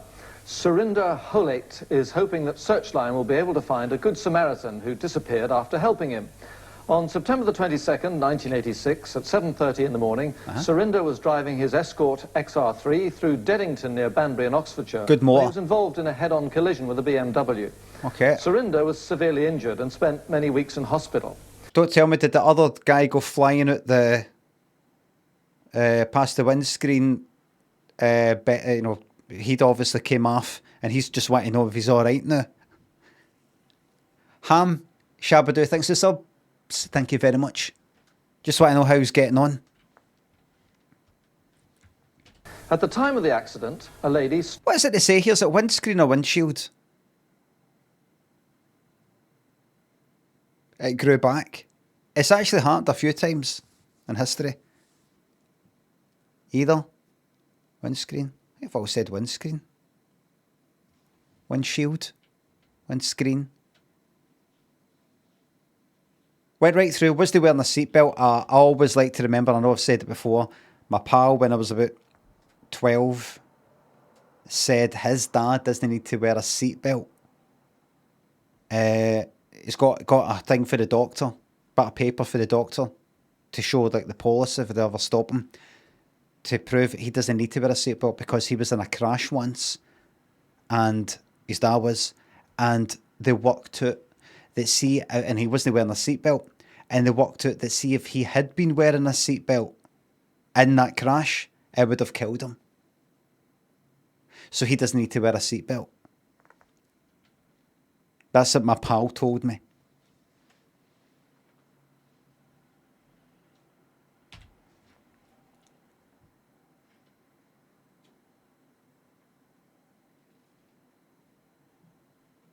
Stopped to help Surinder. She attended to his wounds and made at least 2 subsequent calls to Horton General Hospital in Banbury, where he was taken. Surinder and his family would love to be able to thank this unknown angel of mercy. So, if you are that good Samaritan, or if you know of her, please call Searchline. Sorry, hold on. On collision with a BMW. Right. Surinder was severely injured and spent many weeks in hospital. At the time of the accident, a lady stopped to help Surinder. She attended to his wounds and made at least 2 subsequent calls to Horton General Hospital in Banbury, where he was taken. Surinder and his family would love to be able to thank this unknown angel of mercy. Right. So, if you are that good Samaritan, or if you know of her, please call Searchline. Right. Well, now we're putting out a call for the 8 fat boys who were with the 11th Driver Training Battalion, 1945, 46 and 47, at RAOC, Piddlehinton, Dorset. Piddlehinton. Jack Fletcher was one of the... Don't milk it. Don't milk it dry, for fuck's sake, Gordon. Right, you got your laugh. Just move on. 8 who used to take on the locals as often as possible at darts. When they played, the prize was always the same, a gallon of ale. Jack says he isn't sure why he and his mates were called the 8 fat boys, but bearing in mind that they won more games of darts than they lost, and with a pint, or 1/8 of a gallon, being equivalent to 180 calories, well, it doesn't take that much working out. But if you can, or indeed want to lay claim to being one of these lads who... Too many numbers there, Gordon. Hinton, please give us a call. Jack would love to see you all again, to throw a few arrows, down a couple of pints or gallons, and have some really heavy discussions about the old times. Haha, heavy because they're fat. Nice one, Gordon. Gets in, man. Now, I mentioned earlier how you were asking about the rate of success Searchline had at finding people. Well, it's incredible, it really is. And to incredibly low, you would not believe it. Demonstrate that, here are just a few examples of our success. For instance, do you remember this young man? What do you mean, some examples? Like you're only telling us now? Fucking tell us when the last week and the week before. This is the scrambling again. This is bollocks. This is just a fucking... This is like somebody who works there, they're Wayne. This is nae cunt. This is a lie. His name is Jonathan Broad, and no, he wants to trace his godparents. Well, we found them, and Jonathan is so happy to be in contact with them again. Then there was Michael... Fucking lies! Osland, who wrote from Germany looking for his pal David Newby. Well, he has to look no further because we found him as well. And Jane's... Is that it?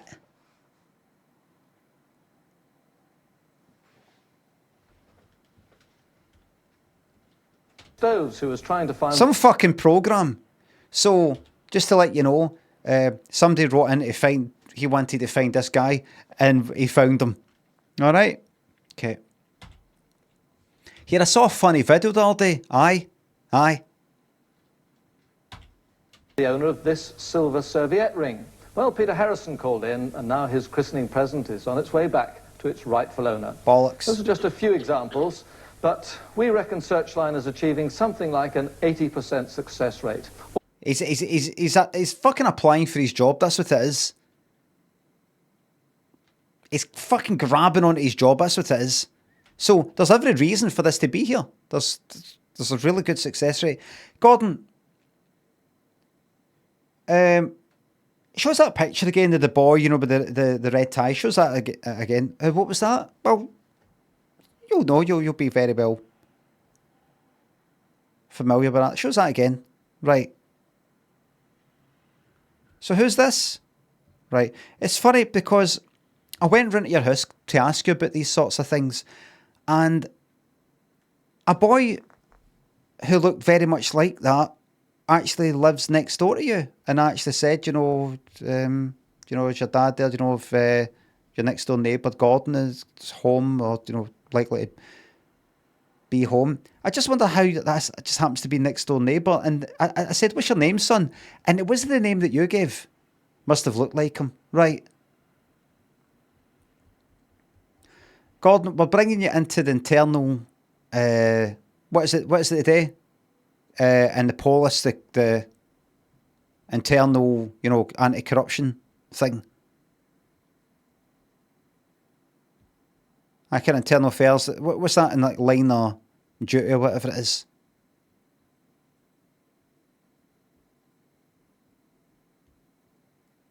It's like DC 10 or something, or AC, anti-corruption, aye. AC 12. That's probably why they got rid of him. Because he's clinging on his fucking job here, and he got found out. Making it all up. 80%. Probably talking to his wife or whatever. So I'm going to say, it's like 99%. Don't say that. Don't say that. That's too good. Put it lower. 90. Lower than that. I don't want, just like 80. 80%, aye. 80%. That sounds good. 80% success rate. That's not bad. I'll say that. What is the actual success rate anyway? It's lower. It is lower. What is it, Gordon? Just tell me. I'm not going to... I'm your wife, for fuck's sake. You can just tell me. Hey, cunt. What? Empty. With no... Managed to find anybody. It's all made up. Everything's made up.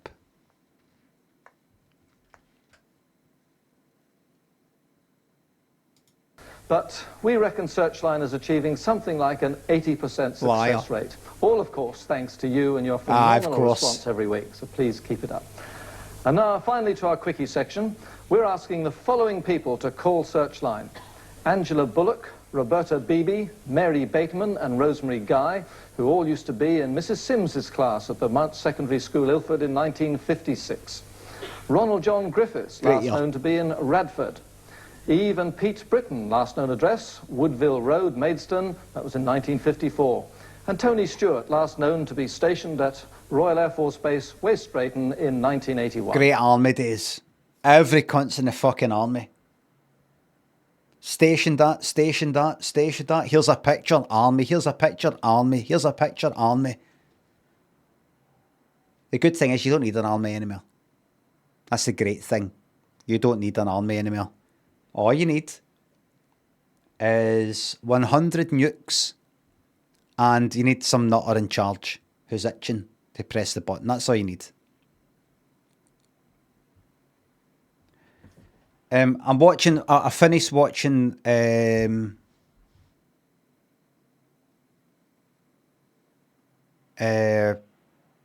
what was it? 9/11 and the War on Terror. Turning Point, 9/11 and the War on Terror.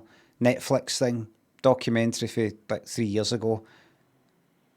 Really liked it. Very well made, in my opinion. You know how sometimes if you think Netflix, you might think it's going to be fucking shite, kinda. And I'm watching this new one, Turning Point, The Bomb and the Cold War or something like that. And it's a brand new one. Very thorough. Fairly thorough. But what would I know? What would I fucking know?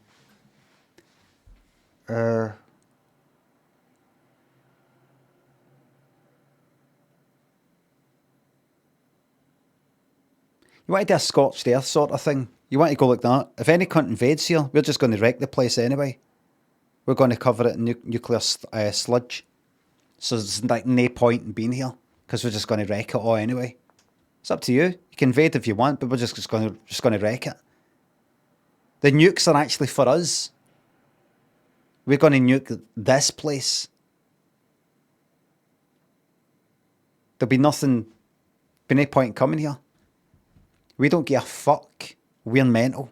That's what you need to project to the world. We're not right in the head.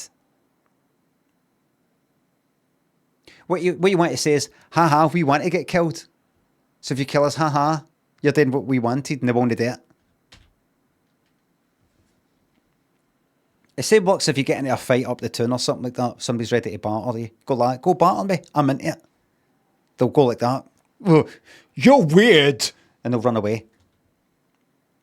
Leave him. He's a bloody weirdo. And they'll run away.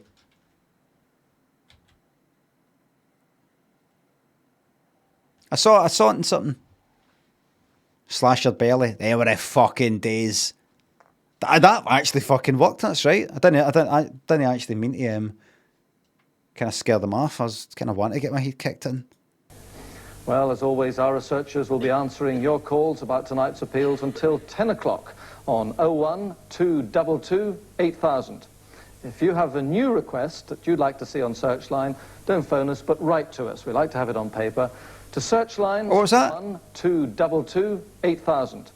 If you have a new request that you'd like to see on Searchline, don't phone us, but write to us. We like to have it on paper. I'm sorry. Sorry, what? Well, as always, our researchers will be answering your calls about tonight's appeals until 10 o'clock on 01 222 8000. If you have a new request that you'd like to see on Searchline, don't phone us, but write to us. We like to have it on paper. To Searchline, surprise, surprise, London Weekend Television, right. London, SE 996YW. That's some fucking scaling it down already. It used to be you could phone. I think it used to be you can either phone or write in for your requests, like there's somebody I want to find. I think. No. I could be wrong. Or maybe it's always been that, but they've never made it clear. No. Just phone up if you've got, and reply to anything. That's some scaling it down there. And that's the lot from Searchline for this week. I'll be back with you again next Sunday, but right now we go back to Cilla. Gordon knows his job is on a sugary peg, as they say. Ben, you know that phrase? A sugary peg.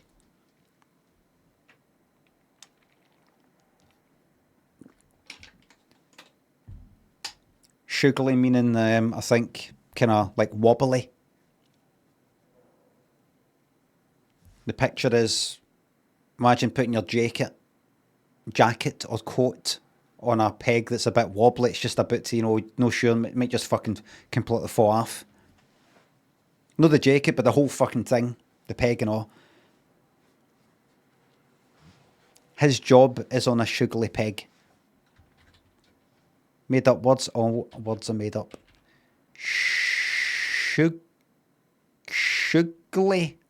peg. There we are. Oh, I've looked it up on the stream. That's right. I remember talking about it before. Here it is. Scottish English. There we are. Country. Scottish English. That's what country. Something like a person's job that's on a sugary peg is insecure. There you are.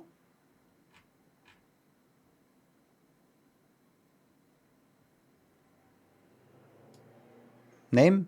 Brian Limond. Nationality? Scottish English. Meat Bin thinks the sub.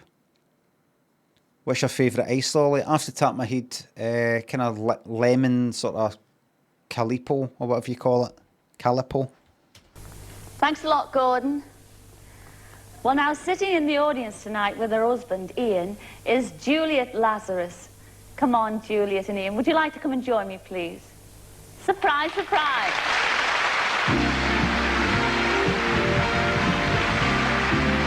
She looks surprised. But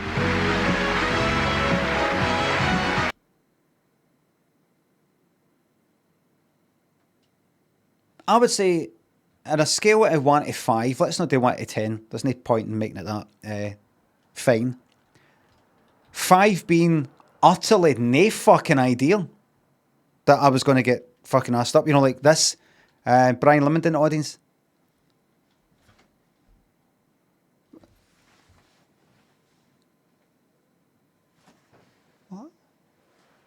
That's 5. 1 being this. Brian Lim in the audience. Know that? Like, you're just waiting there. Yeah. Okay. Up now? Yeah. Okay. I would say that was actually a 4. Why not a 5?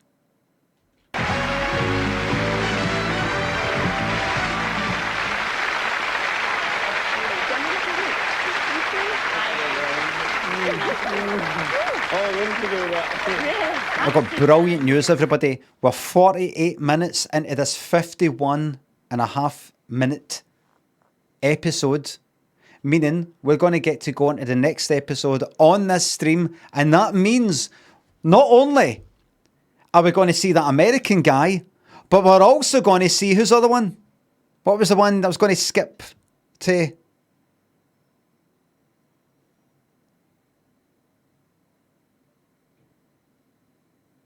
Thomas the fucking Tank Engine. Oh, he's not happy. If I was him, I'm surprised. I'd be surprised if he actually turns up. Oh, that was nice. I enjoyed that, Ian. Yeah, actually, it's you that we're interested in. Enjoyed what? What was that? Oh, that was nice. I enjoyed that, Ian. Yeah, actually, it's you that we're interested in, Juliet, because Jamaica 27 years ago, you were born in Jamaica, weren't you? Yes, and, well, when you retired... I say.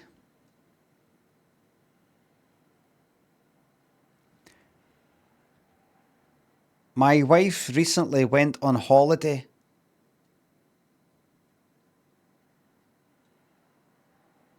To a country in the Caribbean, the name of which escapes me right now. Jamaica? No.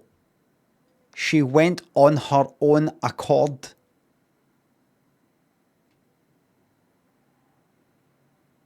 Mr. Chamforth, thanks for the highlighted message. The guy in the tux kissed Cilla on the lips. Wind it back.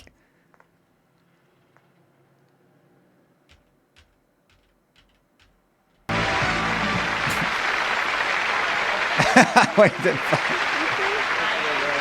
Get in! No. Wait a minute. Cilla goes to the side. He goes for the lips. Upon seeing that he's gone for the lips, she's like, all right then. If you insist. And then she's now coming in. He's now trying to move away. And so he's in like that, right? Wait a minute. No. He was maybe going to the side. She turned in. It's hard to tell. Then he's moving away. Maybe he's like, oh, Christ, what have I done? And then she's like, oh, yes. And then, oh, cuddle and everything. Oh! Oh, don't mind if I do.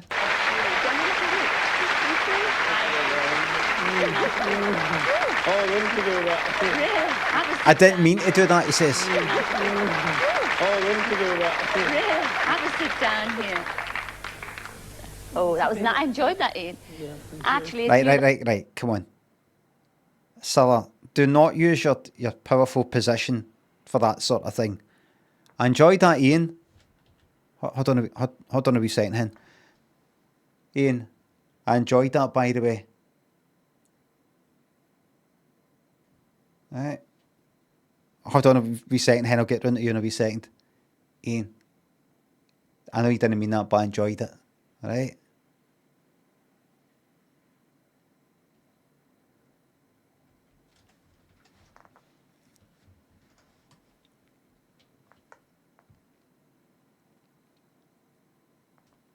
that we're interested in, Juliet, because Jamaica 27 years ago, you were born in Jamaica, weren't you?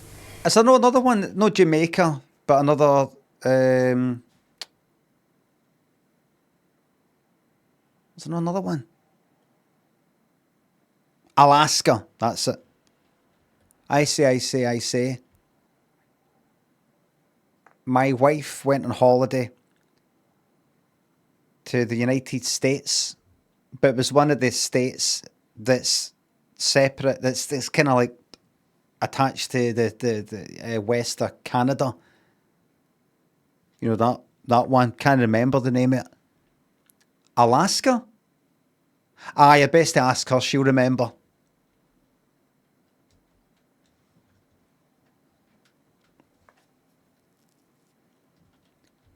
Guy goes, I say. Guy goes into a baker's and says, here.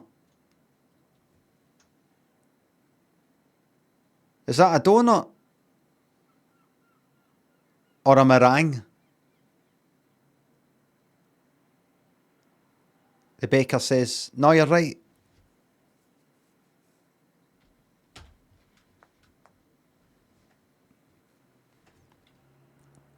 Did you hear the one about the lonely prisoner? He was in his cell.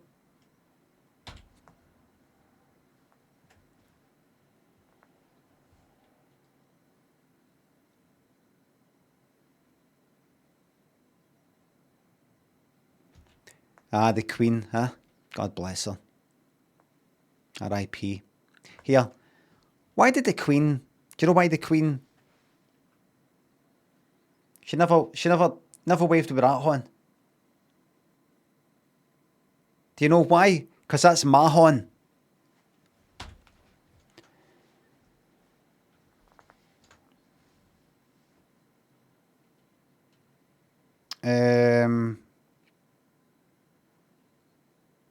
I think that's about it. Jill says, cause she's dead. That's why I said it in past tense. I said R.I.P. I said she never did that. Not currently. She never. You know, back then. Jakarta. My wife recently went to a city in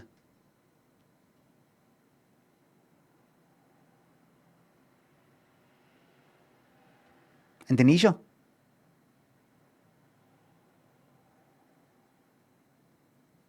Is Manila in the Philippines.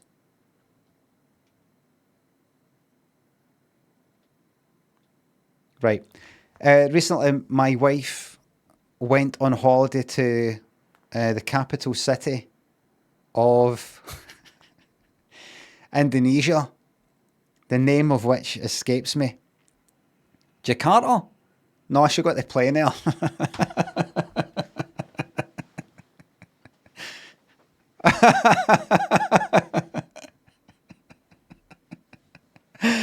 Oh, fantastic. Jane, thanks for the sub. Thank you very much. Ted Rogers Ghost, thanks for the sub. I say.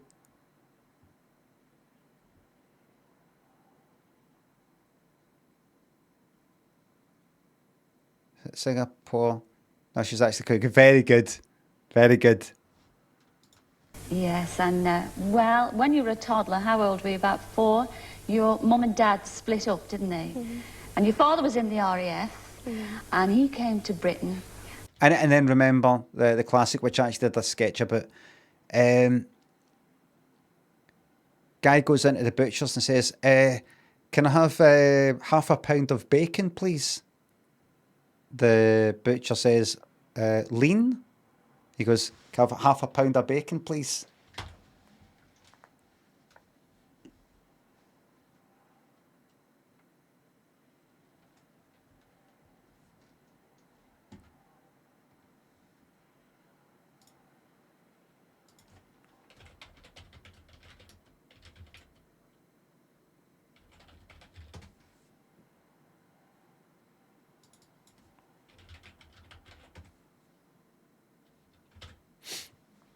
And he brought you. Right. And you toddler, Concentrate. how old were you? You were born in Jamaica, weren't you?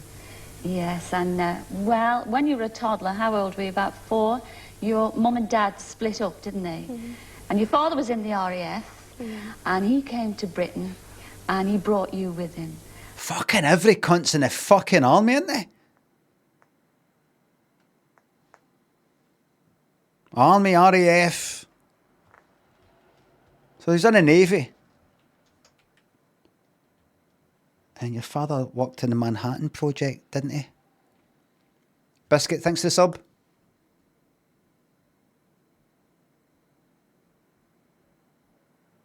Right. Delighted to resub following a 2-week timeout given to me, that rightfully so, while chatting before the stream had officially begun. A channel first? No, perhaps.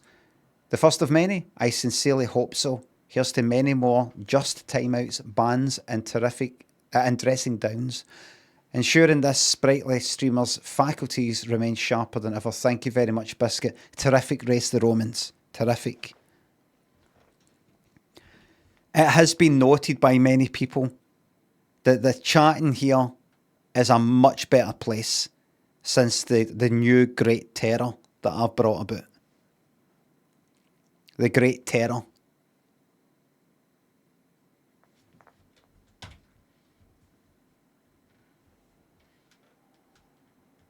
That's what they're saying out there. And I must tell you that, well, you've already know this, that it was on your mum's approval because she thought that you'd make and have a better start in life over here. Now, how old were you? How long ago is it since you've seen your mum? About 25 years. 25 years? Well, surprise, surprise. You're going to see your mum tonight. She's here joking? all the way from Jamaica. Say hello to your mum. It's Leela. Come in, Leela.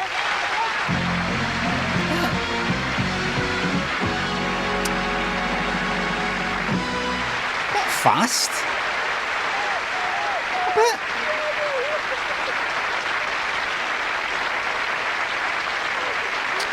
A bit. It's a bit kinda. It's a bit sort of fucking sped up, isn't it? We'll get a wee bit. I think you could milk another 30 seconds out of that. And, you know, you try to get in touch with her and, you know, it's difficult. I think maybe the reason why they don't say that is because that isn't the case.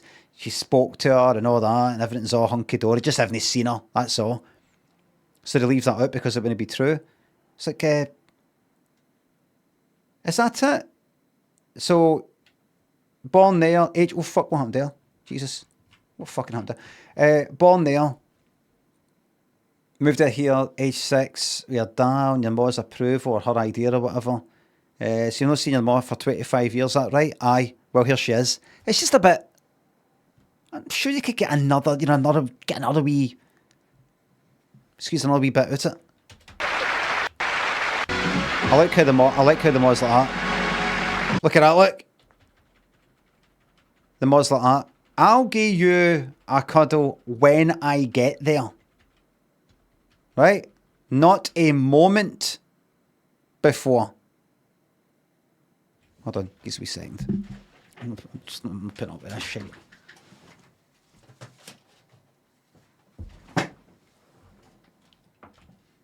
Not a moment before. Red Todger thinks the sub. Do you go to band tributes? There's a decent Depeche one. No, of course I don't. Who the fuck does that?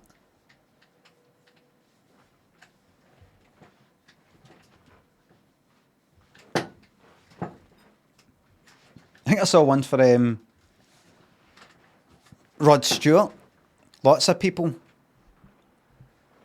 No, I don't even go to just fucking bands. I don't. No, I'm joking. No, that's good. Good on anybody who does that. There's a good Pink Floyd one. Oh, what's the fucking point, man? What's the point? I don't know. It's just not what I'm into. What would DD's surprise be? Says Henry. It would be meet up with his dad and going like that. Hell yeah. I asked you a question on that phone, you cunt. What do you know about finishing cran? Toyota.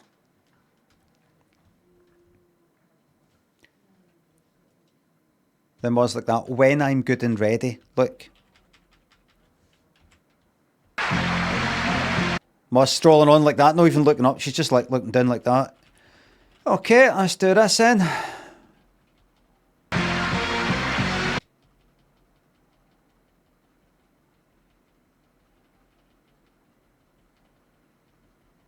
Arms outstretched. Nope. Nope. When I'm ready.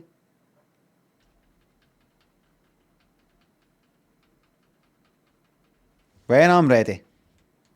On my terms, exactly.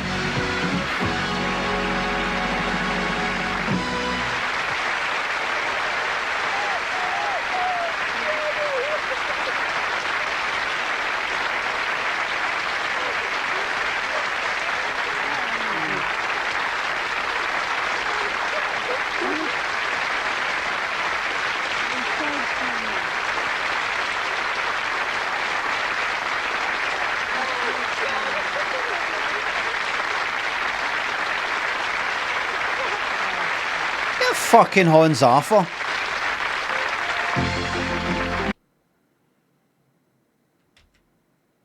Cilla doing her thing again, all that. She loves doing that, doesn't she? Remember doing it to the nun? The nun is like, oh, it is you, my lord.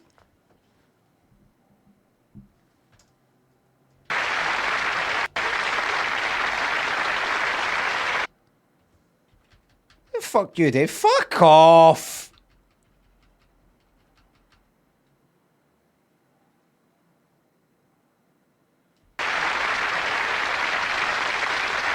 What fucking did that to you?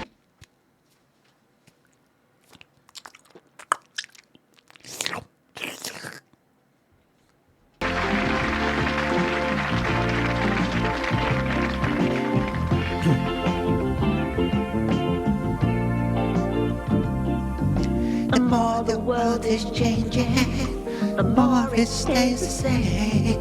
Life is full of small surprises. It's a never-ending game. If nothing is impossible, will you believe your eyes? If the unexpected brings a smile, that's a big surprise, surprise, surprise. The unexpected hits you between the eyes. The unpredictable, that's the surprise you see. Surprise, surprise.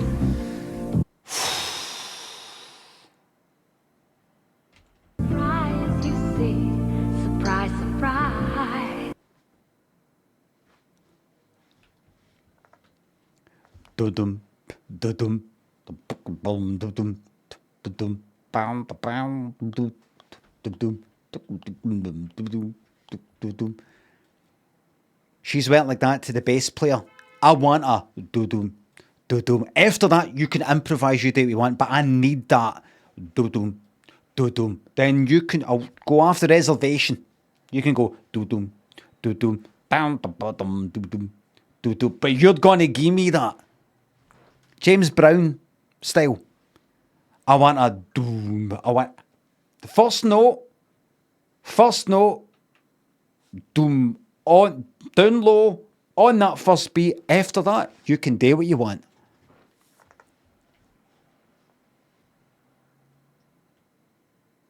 Capybara thinks the bits. This is a big shout out to your cat Ziggy. Psst, psst, psst, psst, psst, psst, psst, psst. There's a decent Depeche Mode band tribute. Can you imagine it's fucking like it more than the current one, the actual real deal? I'd like to say a very big thank you to all those who've been on tonight's show, especially Daredevil Bob. To say a very big thank you to all those who've been on tonight's show, especially Daredevil Bob Cowgies and gorgeous Gordon Burns. We will be back next week with lots more surprises. So until then, ta-ra. Ta-ra then! Doing these things, Cilla, did not give you the right to treat airline staff so badly.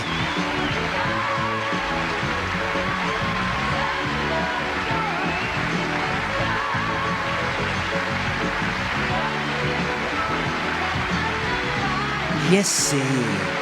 Everybody, straight into... That's it. We have 100%ed episode 1, 2, 3, 4 and 5 of Cilla's Surprise Series 5. We've done all 5. We've 100%ed it. Right? Now, we've got an hour left in this stream. It will not be enough to watch this unless we just watch it and I just fucking sit here silent. That's not going to happen.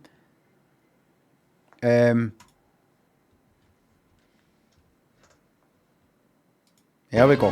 Our audience tonight don't know we're watching them, but there are surprises in store for Sonia and Ray Woods, whose unique family is winging its way in. Eddie Poole, the amateur photographer who's about to take the snap of a lifetime. Haha. We're taking a picture of you. He said his haircut for it and everything.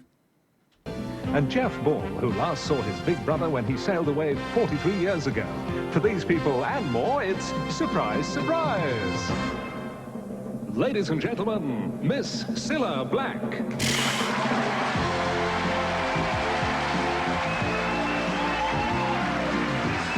I'm glad they've went with a sort of, you know, kind of black thing with grey.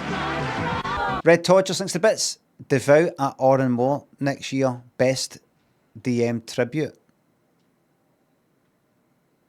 Sedmo thinks a sub. Can't imagine what that would be like. What's that? Is that just a pocket or a mimic tongue?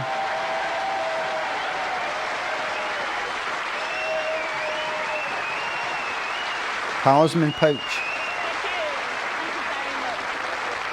Thank you. Hello and welcome to Surprise. How's the volume? Show with surprising surprises. And I must tell you right away. I'm sorry. I've got to read you this letter. It is. Thank you. Hello and welcome to Surprise. A little low, right? Surprise. Thank you very much. Thank you. Hello and welcome to Surprise. The show with surprising surprises. And I must tell you right away. I'm sorry. I've got to read you this letter. Maybe it's a bit at the top, coming at a hole. Maybe it's It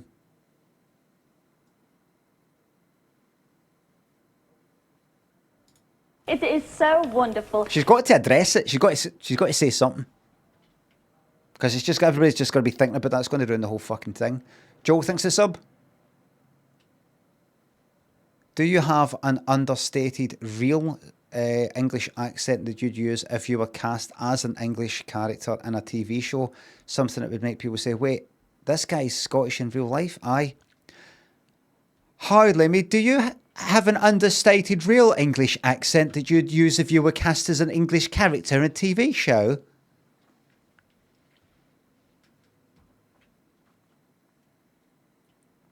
It's from a lady from my hometown in Liverpool. Her name is Mrs. Whirring, and she says, I can read this to you, can't I? Oh, fuck off, Cilla.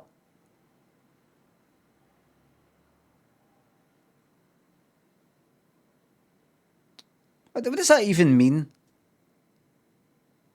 What does that even mean?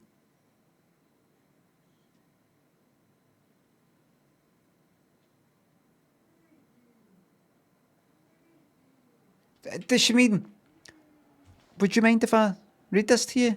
Or does she say, I don't know if I'm allowed to read this to you. Do you think it'll be all right?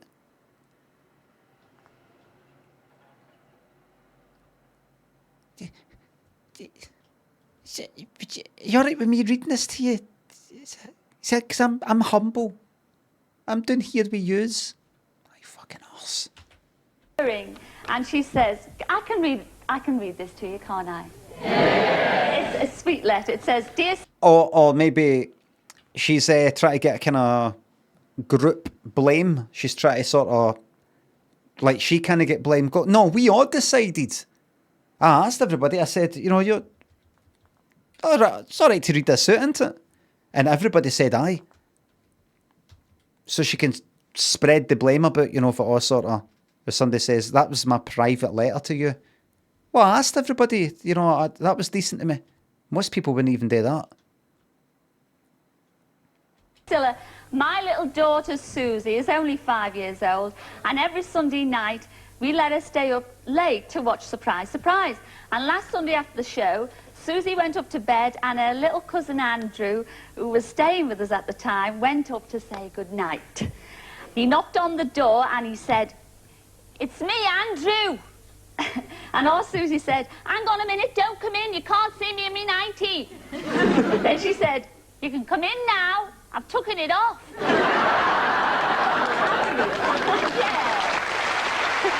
only happened in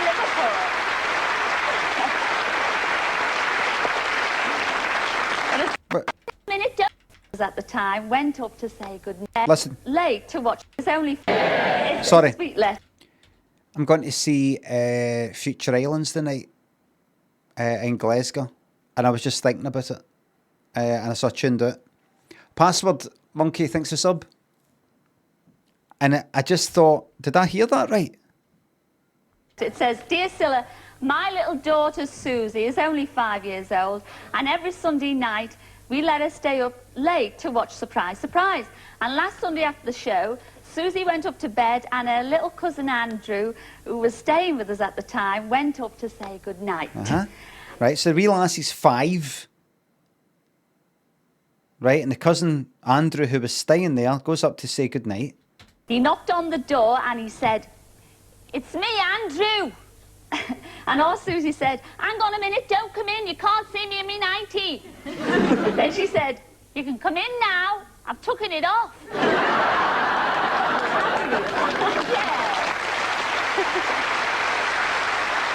only happened in Liverpool. Right. I mean, it's not on the surface. It's not on the surface. If that happened, that on the surface isn't dodgy. Wayne's no getting it. But there's something about putting that in a letter, if it's real, and going, haha, that's funny, I've taken the night off. There's something about that.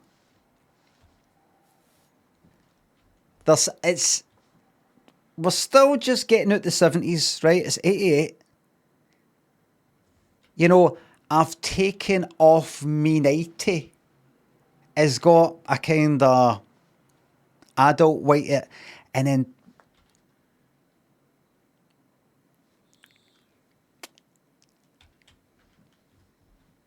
we're only 8 years into the 80s, right? The 70s weren't that. Red Todger thinks the bits. Did you see Johnny Marr at the bandstand last week? I didn't. I never really go to that thing. They things, but going to this. Who else did I see there?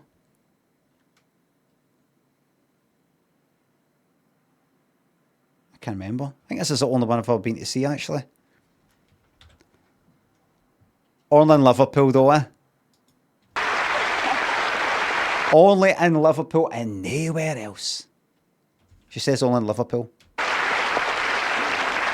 a sweet letter. But now on with the show. And first of all, we want a keen amateur photographer. And I know for a fact we have one very keen amateur photographer sitting in our audience tonight. Yes, it's you, yes. Eddie Poole. Where are you, Eddie? Come on, stand up, show yourself. Come on, Eddie, join us down here. Come on, lad. You're alright with other people being in front of the camera, but you don't fucking like it that much yourself, eh? Eh? Aye. You're gonna get your fucking just desserts now, dickhead. Wait to see this cunt getting tortured. Aye, fucking hates that, eh? The fucking tables are fucking turned now, eh? You're not shy, are you, Eddie? That's what he gets. No. Honestly. Not while you're with me. Now, I do know you're a very keen photographer. Yes? Yes. I mean, what's your favourite photography? What do you like photographing? Well, our cat actually is the he doesn't do a lot, but he looks good on the camera. What's your cat's name? I'm sure he'll be watching tonight. Has he got a name? It's Tiger, actually. Tiger. Well, we don't want you to take any pictures of your cat tonight. We've got a very, very special assignment for you tonight. And before you put any excuses in the way there are, Eddie, we've got all the equipment. What, do you keep looking round like that for?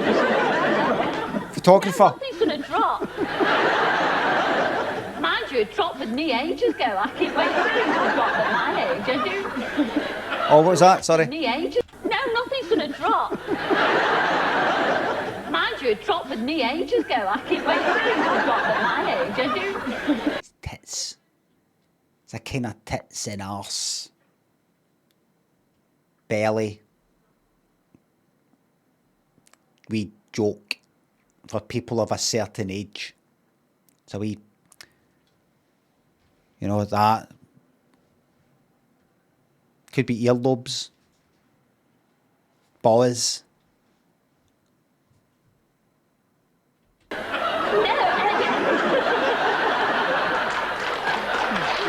Big round of applause.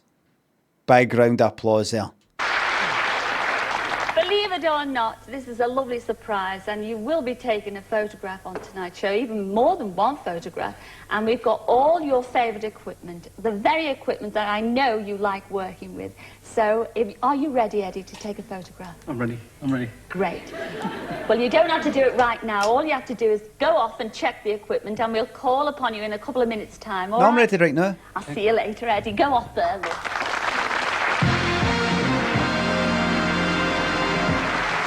Hold on. What's going on with her trousers at the bottom? Are they like fucking boots or something? What's that there? Are they boots? Does that just... It's her trousers, I don't know if you can see. Did it just happen to be stuck to the couch a bit? Or is that like... She wearing like big fucking cowboy boots? No, you can see her ankle there.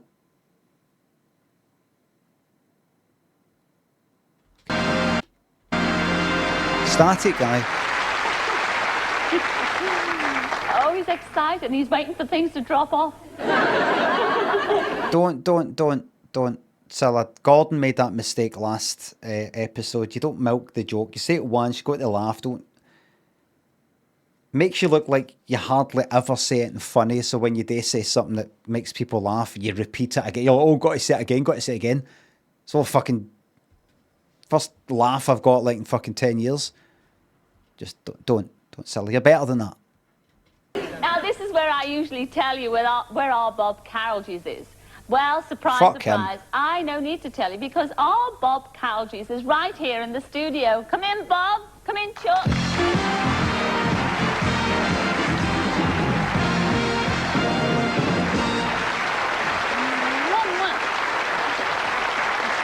What age was it again? 39, was it? 39 in this. Some people perpetually look like your dad's age. I mean, maybe for some of you, he is your fucking dad's age, but he'll always be older than me. I'm looking at him right now. I haven't seen you for weeks. How are you? I know. We've waved on the telly, Where's your haven't we, sheet? sweet? Hold on. 1988. Cilla Black. I'm guessing. I'm guessing 58. No, maybe 60. No. 88. 1988. Don't try and work it out. Just Cilla Black. Just going by looks. You know what? Fuck it. 59. Fuck it. 59. 59. Born 43. So, 45. No. Born 1943. So, 45. In fact, 44. No, 50. Aye. 44. Because this is February. And her birthday's in May. So, she's 44. She's 44. About to turn 45. I'm 49. About to turn 50 in October. So, she's 5 years younger than me there. Changed to be indoors. I mean, there's water in here. This is backed by popular request. She's 5 years. What is this here? She's 5 years younger than me. What?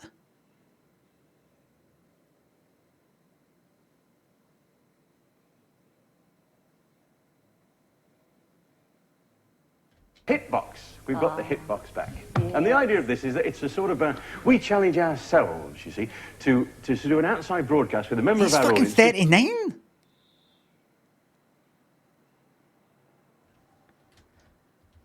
For the end of the show tonight. Right, sorry. And you see, what happened? While the audience were coming in, we gave each of them a form, right? Didn't you have a form? 50, 52, 17, 20, 5, 20.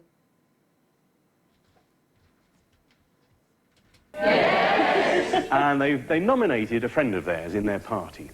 A friend who had an unfulfilled ambition or something like that.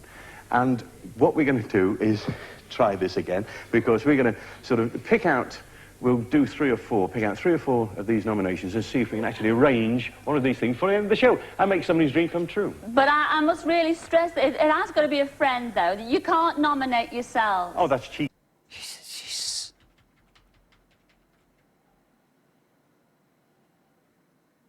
It's the glaze and the hair and the...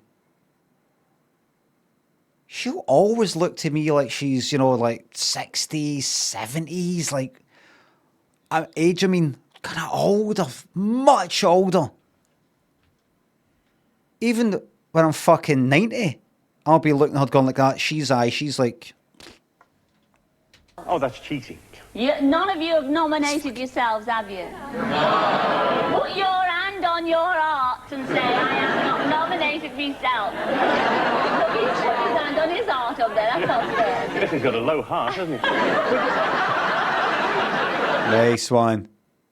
Nice one. It's a horny joke. It means cock. Put the horn in his cock. It wouldn't be just like, oh, he put his horn in his belly. That's not funny. It means penis.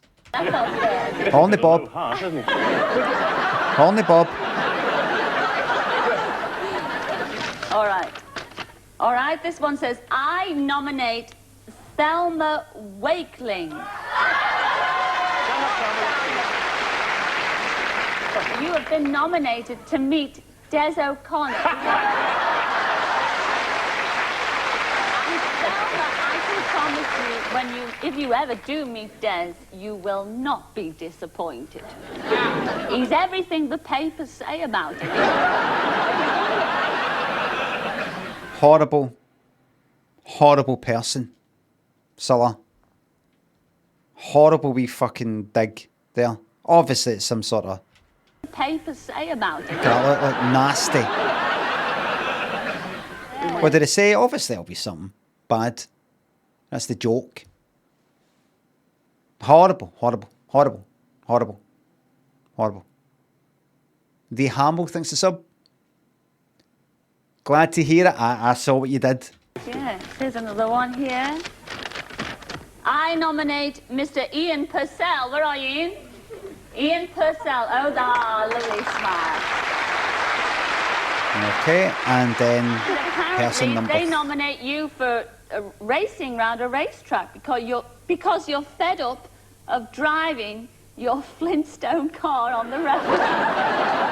Is that right? Is it an old banger? Yeah. I mean, not the wife, it's the car an old banger. A racing car. Right, sit down, mate. But not least, Sit down, that's it. That's you finished. Now this third one here will be the real deal. Oh fuck, I didn't hear. Is that right? Is it an old banger? Yeah. I mean, not the wife, it's the car an old banger. Oh. A racing car. Oh, she's nudging it. She's on one tonight. You can tell. I know the feeling. You just, it's just one of the days. You got a nasty streak in you. Aye, if you ever meet Des O'Connor, you won't be disappointed. He's everything that the papers say. Kind of wee straight face, honour. It's an old banger. Not the wife, the motor. But I suggested the idea that maybe your other wife's a banger. Ha ha ha ha. But I didn't say it though. I said that's not what I'm saying.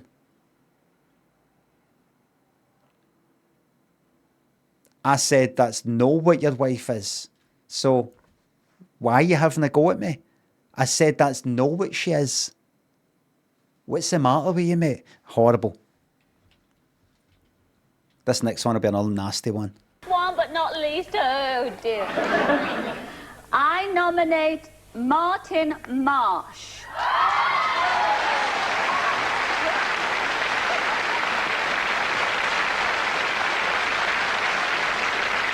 Don't tell me he wants to do an impression of Joe 90. Oh, it's the Milky Bar Kid. No, it's even nicer than that. He wants a seat in the House of Lords. Is that right? Well, Martin and everybody else, we wish you the best of luck. It's up to you now, Bob. I mean, you've got to get up there and There's some possibilities there, actually. Bob Sock. That's not far away, is it? So he's got two... Yes, well, we've got a lovely team back there. We've got a lovely team. Okay. And we'll get to it. Odd socks. Lovely. And we'll see you later. Okay, doke. See you later, Bob. Yeah.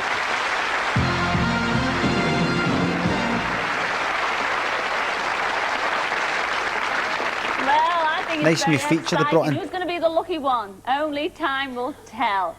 But in our audience tonight are Mr. and Mrs. Sonia Wood and her husband Roy. Where are you, Sonia and Roy? Oh. There they are. Come and join us, please. Oh.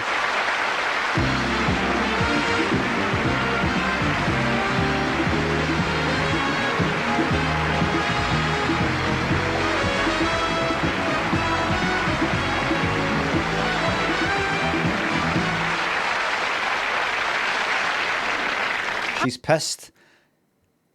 Do you think she's Cilla maybe had like a wee drink maybe? Now some people are kind of nasty drunk. Some people are kind of a jolly drunk. And some people, when they get a few drinks, you know, something that stops them from sort of saying what's on their mind starts to come out and they're like that.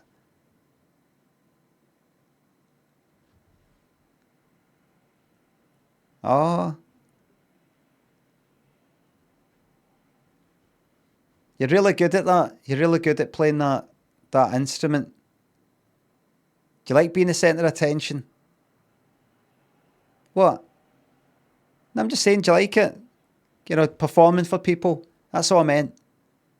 You need to get defensive. Do you like being the centre of attention? Aye. You've always been like that. Good for you. Like that. Ninlips, thanks for sub.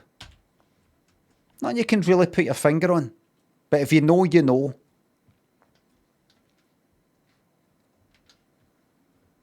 Have a sit down there. Well, surprise, surprise. I'll say, what's all this about? Well, I shall tell you. It's all because of your great friend Brenda Purchase. Yes. Yeah. She's up there. You were sitting next to her. But your old man was in on this as well, weren't you, Roy? Because she wrote... Yes, he was. You've got this burning ambition, and it's a lovely one as well. You want to be photographed with the whole of your family. Yes? And I must explain further, ladies and gentlemen, because you have 6 children, don't you? And 6 children with a difference, really, because all your 6 kids, they're all in the RAF. Yes, you've got 4 boys and 2 girls, and they've never been together, all in uniform at the same time, for you to be photographed with the family. Well, surprise, surprise, they are tonight, because we have flown over from Berlin and Hanover. Your Michelle and Andrew and your 4 other children we've arranged with the RAF around bases in England to be with them. Come in, the Wood family, come in. So RAF.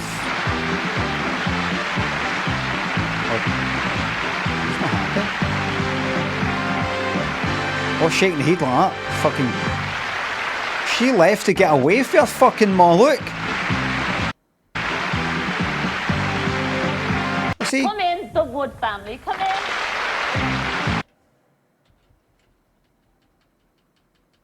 Yeah. Not happy about this. You have to get away from fucking mom. Shouldn't need like that.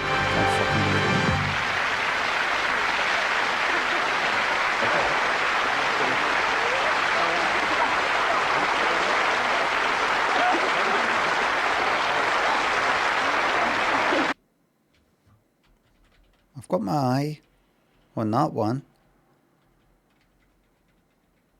Something's going on here. Something's going on. Don't know what it is yet. Maybe stage fright. Perhaps stage fright.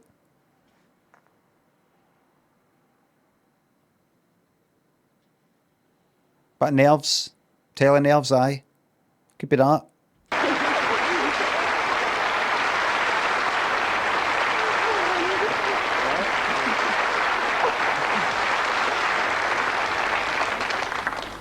Look at that.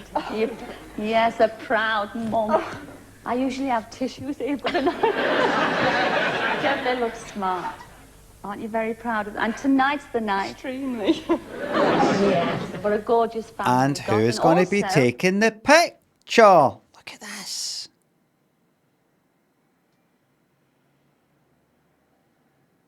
Very clever. Very clever how they put it all together. The photographer will be doing this. You were watching the top of the show, and you remember Eddie Poole? This is his big assignment. He's going to take the... Why are they all laughing?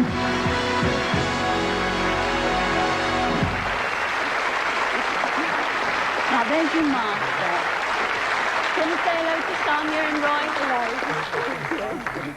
Yes. Now you've got to be in on... There's your mark there, sweetheart. Oh, we can't have a photograph with Mum and Dad. You sit over here, sweetheart. In between the girls there. There you go, Roy. Oh, the hats are going on. Do you want a bit of lippy on? Come on, say cheese. That's not the picture. That's a still from the video.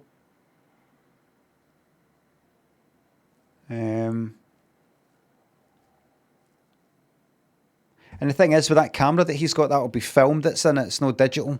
So when he takes that picture, he doesn't know if that's actually turned out all right until he gets it, developed. Like, day later, 3 days, a week. Oh, shite. There you go, Roy. Oh, the hats are going on. Do you want a bit of lippy on? Come on, say cheese. There you are.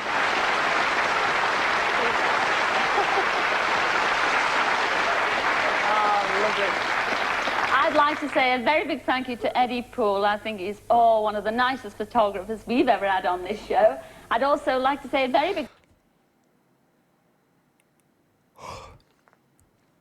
Don't know if you spotted that, but that was a put down for the other photographers. Could have just went like that. Good photographer, good to have him on. But by saying one of the... He's one of the nicest photographers. One of the nicest. Meaning some. There is an order. There is a league table of nice photographers. And she's telling us that some of them are not nice. Some of them are not nice. They're not as nice as some other ones.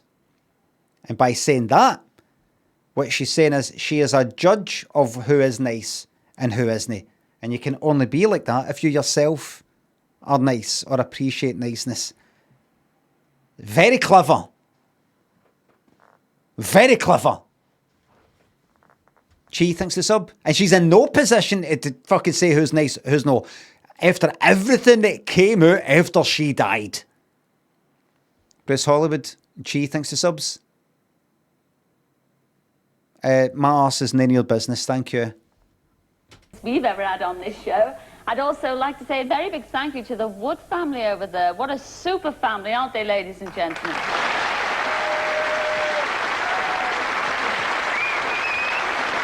And of course, it was all made possible by the RAF. God bless the RAF. Thank you very much. Drink 2 large white wines, maybe?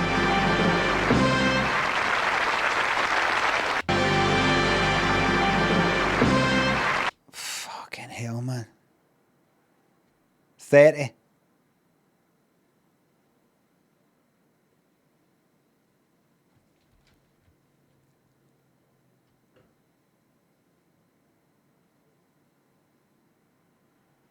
Fucking hell, man.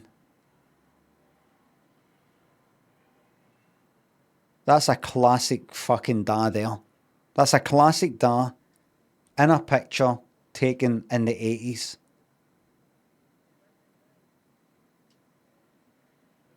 Everybody looked like that back then. Everybody. No with this jumper though. They were given it. That's not his jumper.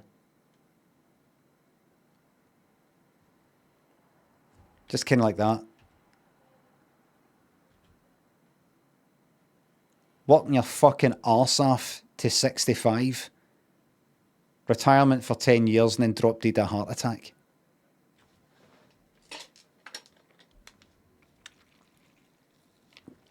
Probably been working in the same job for age 15.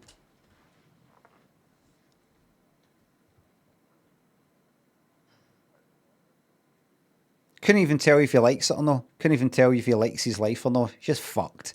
He's fucked.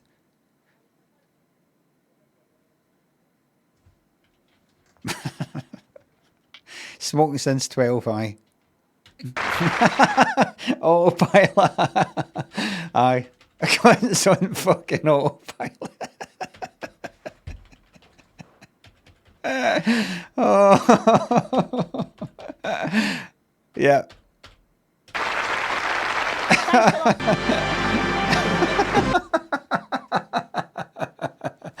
Oh, why does that tickle me so? Oh, brilliant.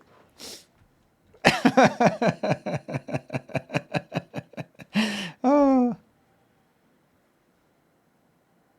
Why does this emotional fucking turmoil make me laugh so fucking much, man?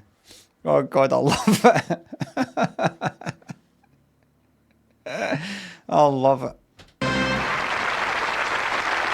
Thanks a lot. And now it's time, well, it's Cillagram time, and our special person tonight is Arnold Burns, who is a London cab driver. Mm-hmm. Now, he's special because of his wonderful work for the London Taxi Drivers Fund for underprivileged and handicapped children.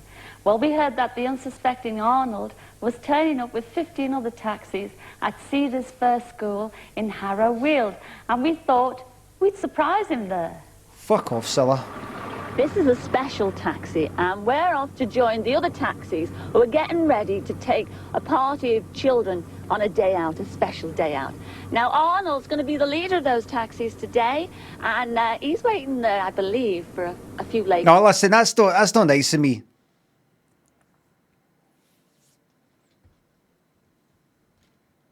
That's not nice of me. Listen, even in the worst people, there is goodness. Even in the best of people, there is badness. Right? So fuck if she didn't give up that fucking reserved table at that restaurant. So fuck if she was a bit rude to some staff on a flight. You don't know what the people on the flight did. And what else is there? We don't know. We weren't there.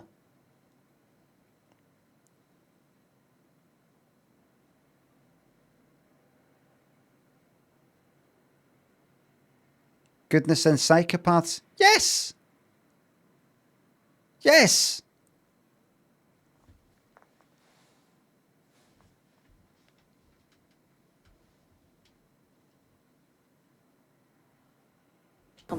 What he doesn't know, one of those latecomers is going to be me. Surprise, surprise. Can't wait. All right, here we go.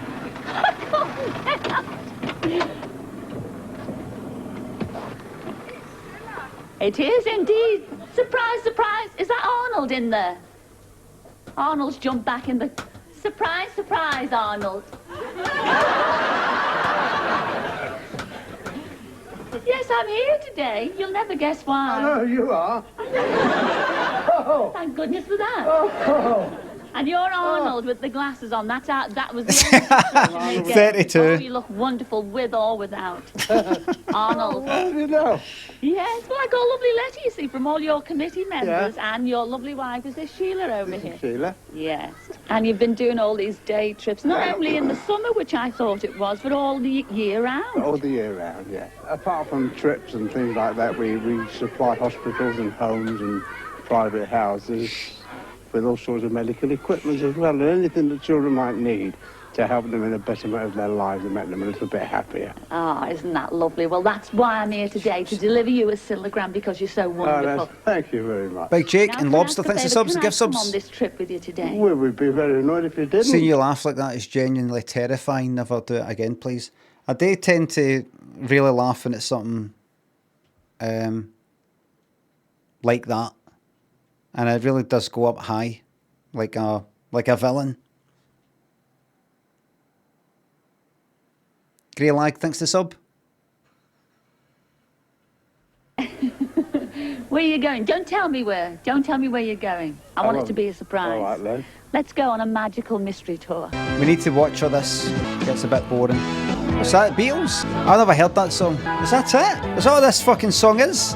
Alright, in this bit. Oh, it should take you away. Beatles, not Bowie. I know, just a bit of fun. Away.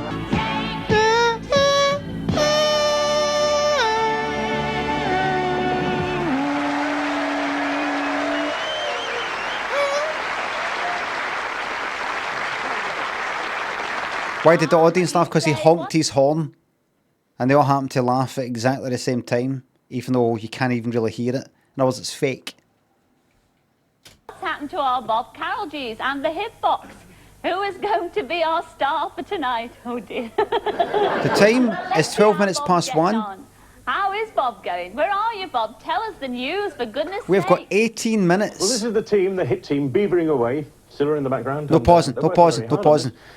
It's one of these things. We've got 18 minutes to see the American in the studio, but there's another and the Thomas the Tank Engine cunt. Quite hot on. We're actually quite close to. I believe that's the last word I heard. The funny thing is, when you ring people up at at this time of night, they say, "Oh yes, we can do something." When do you want to do this? And they say, "Right now." And they go, "Oh, you're joking." But they're a good team. They're not goldfish. They're actually the hit team. Yeah. I've got my hat ready as well. So that's all the news. They're acting, and we should be able to do one. Let's see. This is lies. Lying. What's this? Well, now we come to the romantic side of surprise, surprise, and well, we can afford that because it's Valentine's Day. Is this a prom thing? You see, last it's week Valentine's I Day. telephoned American Sergeant Ken Caperton. Yes. Who was stationed at RAF Lakenheath, and who is madly in love with his English girlfriend Sharon. That's it. He says he wishes that Sharon had been his high school sweetheart, and that he could have taken her to his prom. And he says he would like us to help him to relive his prom and dance with Sharon on the show. There we go. And even crown her as the prom queen. John Goodman. I mean, who could ask for anything more? Christopher Reeve. Ken did. So here's our lovely Ken Caperton and his lovely girlfriend Sharon. Come on, Ken and Sharon. No, I didn't pitch that.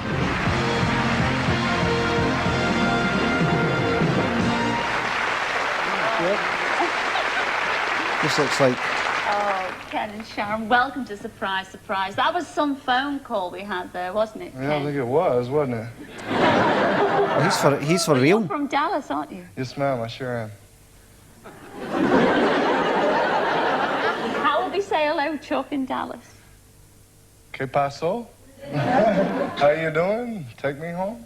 Take you home. Oh, a little bit later. He's got a... He's got a... Gene Wilder. Whiteum. Talk to me about the high school prom, and you're very madly in love with... And we're so proud that you're madly in love with... He's got a slight Gene Wilder... Oh, no, who am I thinking? No. Andy Kaufman. There's a... He was totally British something. through and through. But can you explain to us one more time? I mean, what is a high school prom? We've only ever seen it on the films, you know. I mean, what is a prom? Well, a prom's about a point in a young person's life when he changes from being a teenager into adulthood, and they have a final dance for him in his school days. So he goes on to his occupational world there afterwards, and it's one dance we all look forward to. And I, of course, never went, so... That sounds like fucking Elvis. Thanks to y'all, you're making it true. Thank y'all. Y'all. That's fancy, isn't it? Y'all. Never heard that before. Y'all. Never heard that one before. Imagine people started saying that here instead of yous. Cat9, thanks for the sub. Tell me, what do you think, Ken? What do you think about, you know, Dallas? Or, you know, we see Dallas on the telly over here. What do you think about that? Well, honey, that ain't the way I live. Well, hush my mouth. Oh, you've won me over, Ken, yeah. I loved when Cilla said hush my mouth there. Yeah, you've won me over. Well, how do you live over there in Dallas? Because you are from Dallas, aren't you, Ken? Yes, ma'am. We kind of live very carefully because it's shoot first, ask questions later. This is a family show, Ken. How did you and Sharon... Is it a family fucking show? It was love at first sight, basically. I just saw him and went down to find out who he was. And it was bingo. She wouldn't let me alone. She wouldn't.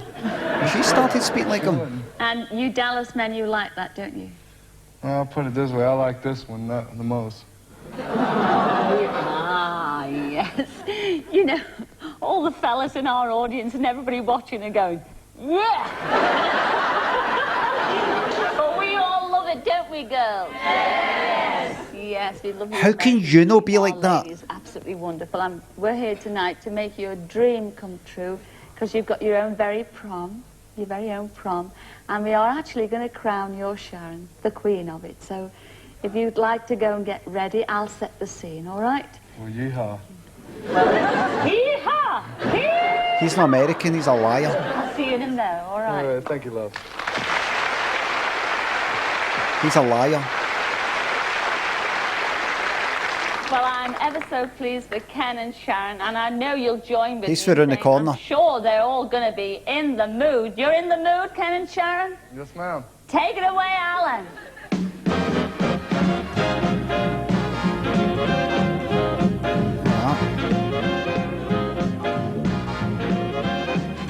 How long's this going to go on for then?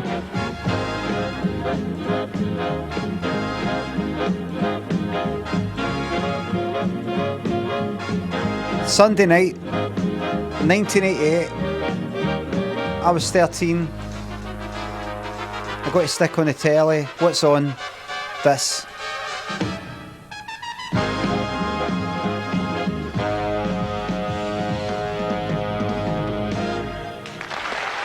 $14 million viewers. Oh, aye. There's fuck else to watch. 4 channels. They couldn't then, I believe, had fucking satellite, If I could just cable. separate you two for a minute, And it's can I- now time to crown your lovely queen of the evening, queen of the prom. And I could think of no better person to crown you than our gorgeous Gordon Burns. Come on, Gordon. Has he got to do with it? Got through it. Yeah. He's got nothing to do with it. Thank you. I crown you queen of the prom. Imagine if the lights went off and then they went back on and she's lying like dead and Gordon's away with a tiara.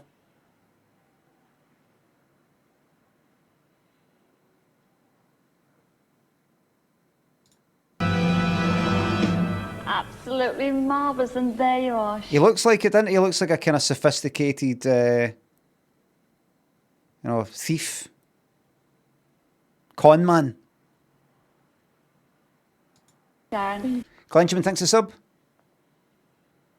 Mr. Dallas is an actor, so is about to out him like the blind date journalist. He's not a surpriser at all, everyone. No, he's a journalist. You're very own. Oh, look at that. I get jealous. You're marvellous, and there you are, Sharon. You're very own. Oh, look at that. I get jealous. Look, you're marvellous, and there you are, Sharon. Look at this. Look at him appearing. Look. Absolutely marvellous. And I will appear from behind you. Like that. Hands in front. She will turn. And then he'll go like that. You know what? You know what? Fuck it. Mind if I just come in like...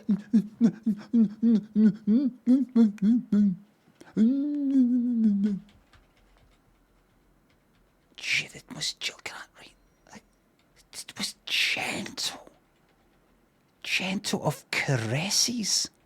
Look at this. It's gentle, look. Gentle of caresses. Look at that. My word.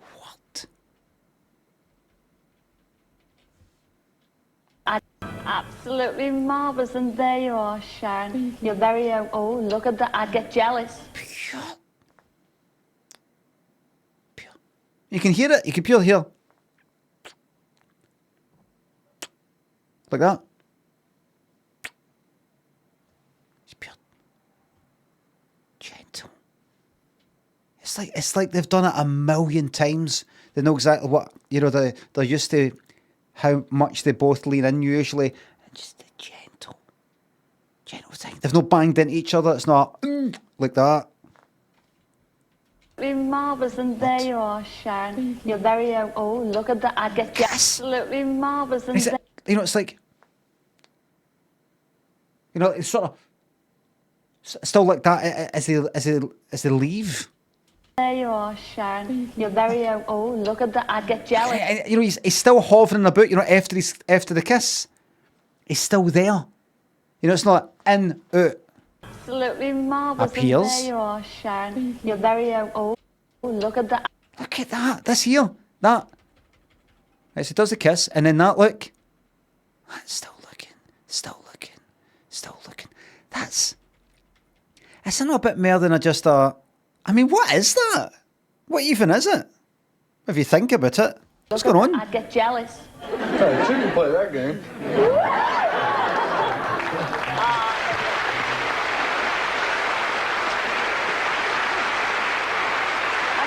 Oh, fuck. Oh, Jesus.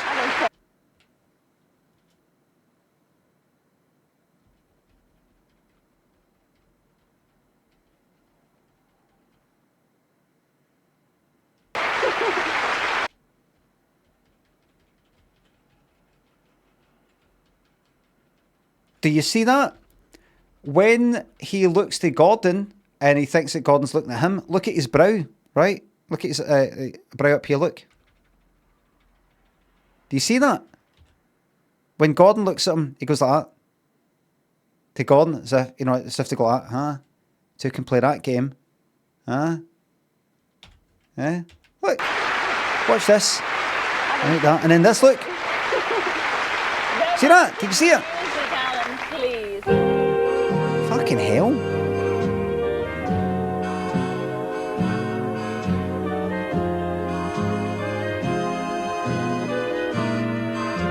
Why did you kiss Gordon, sir? Do I not do it for you?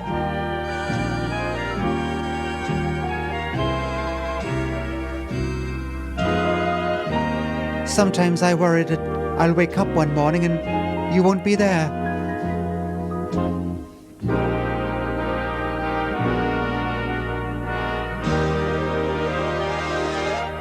Why did you kiss Gordon, sir?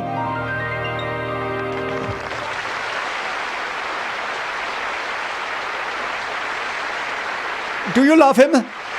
Tell me.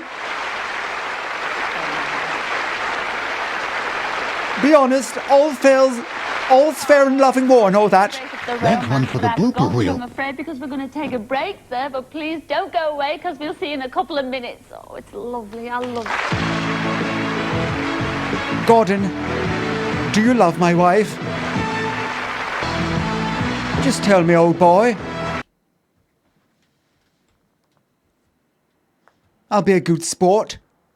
Well, hello and welcome back, and we've got some very exciting news from our Bob Cowderies and for a certain member of our audience. Come in, Bob, break the news to us, please. Sport.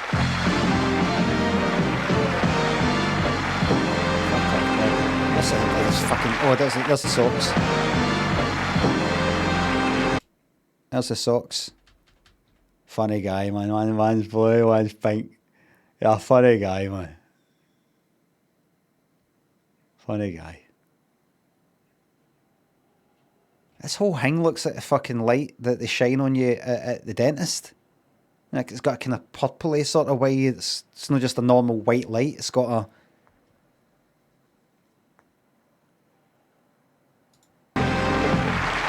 We've done it, sir. I'll just update you on lilac and pink. Okay. It's bad news, I'm afraid. It's like streamer. It's got a streamer room. Martin Marsh, because the House of Lords is closed. Look at the paper. Is that papered white? I can't even tell. Look at this. As for Thelma Wakeling, yes, I'm afraid Desi's answer phone is on. But his voice still sounds lovely, Thelma, all right. But it's very good news for Ian Purcell. Wow, there. Surprise, surprise, Ian. Come on, lad. The racing driver, Ian. Come on, Ian. This is set up. This has already been set up. Now, we've not actually got you down here for this. Come and sit here, Ian. I didn't know whether to shake your hand then. I could see you up there going... Now, I know a few things about you. And it was all nerves. Your ma was in the RAF, wasn't she? And your dad was in the army. And they gave you away to your auntie, who was in the Navy. And she brought you up with her husband, your uncle, who was in the SAS. Until unfortunately they died, but it was alright because then you're brought up by their parent, your grandfather, who was in the...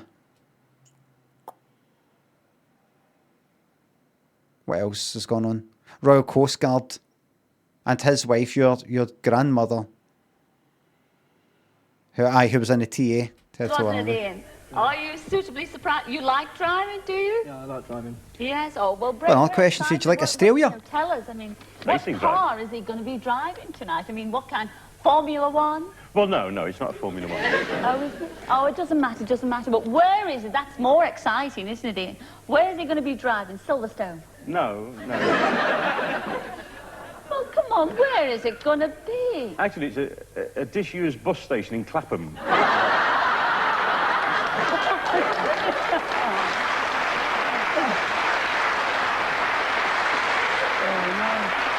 Classic. And there's something else. He's not going to be driving a bus. No, it's not a bus. No, it's just about the silly. There's something else. There's more. You mean there's more? No, it's not a bus. But it's not even a racing car, really. It's a go-kart. How do you feel about it? Yeah, be sick now. Some of these go-karts can do like 100 miles an hour. Can they really? Oh, yes. Whatever happens, though, sweetheart, it's going to be fun, isn't it, Chuck? Are you sure about that? Yeah. It will be fun because we've got our Bob here to make sure that's Well, actually, the camera crew have just, a few minutes ago set off, so they're on their way, and we've got to catch them up. Have you? Well, what are you waiting for? Time is the essence. Has he got to wear an helmet and dress up? Yes. Oh, it's lovely dressing up. Yeah. Go on, So, Ian. I've got... Go on, Ian. Okay. I'll see you later. Thanks. All right, let's go. Okay. Let's go. Okay. That's us. No, it's not good. And now it's time for Life in the Fast Lane with guess who? Yes, it's all Gordon Burns and the Searchline. I can't believe we're going to have to leave it here Hello, at half it's one. a musical start to Searchline tonight, because the music is a vital part of the story, told to us now by Ray Molson. I can't take all this purple. This personal appeal. After the war,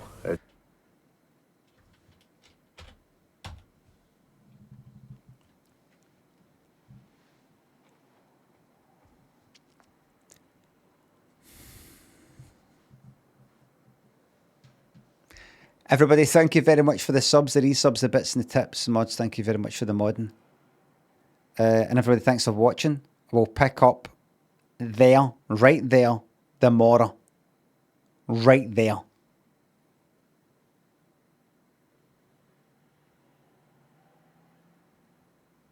After the ball,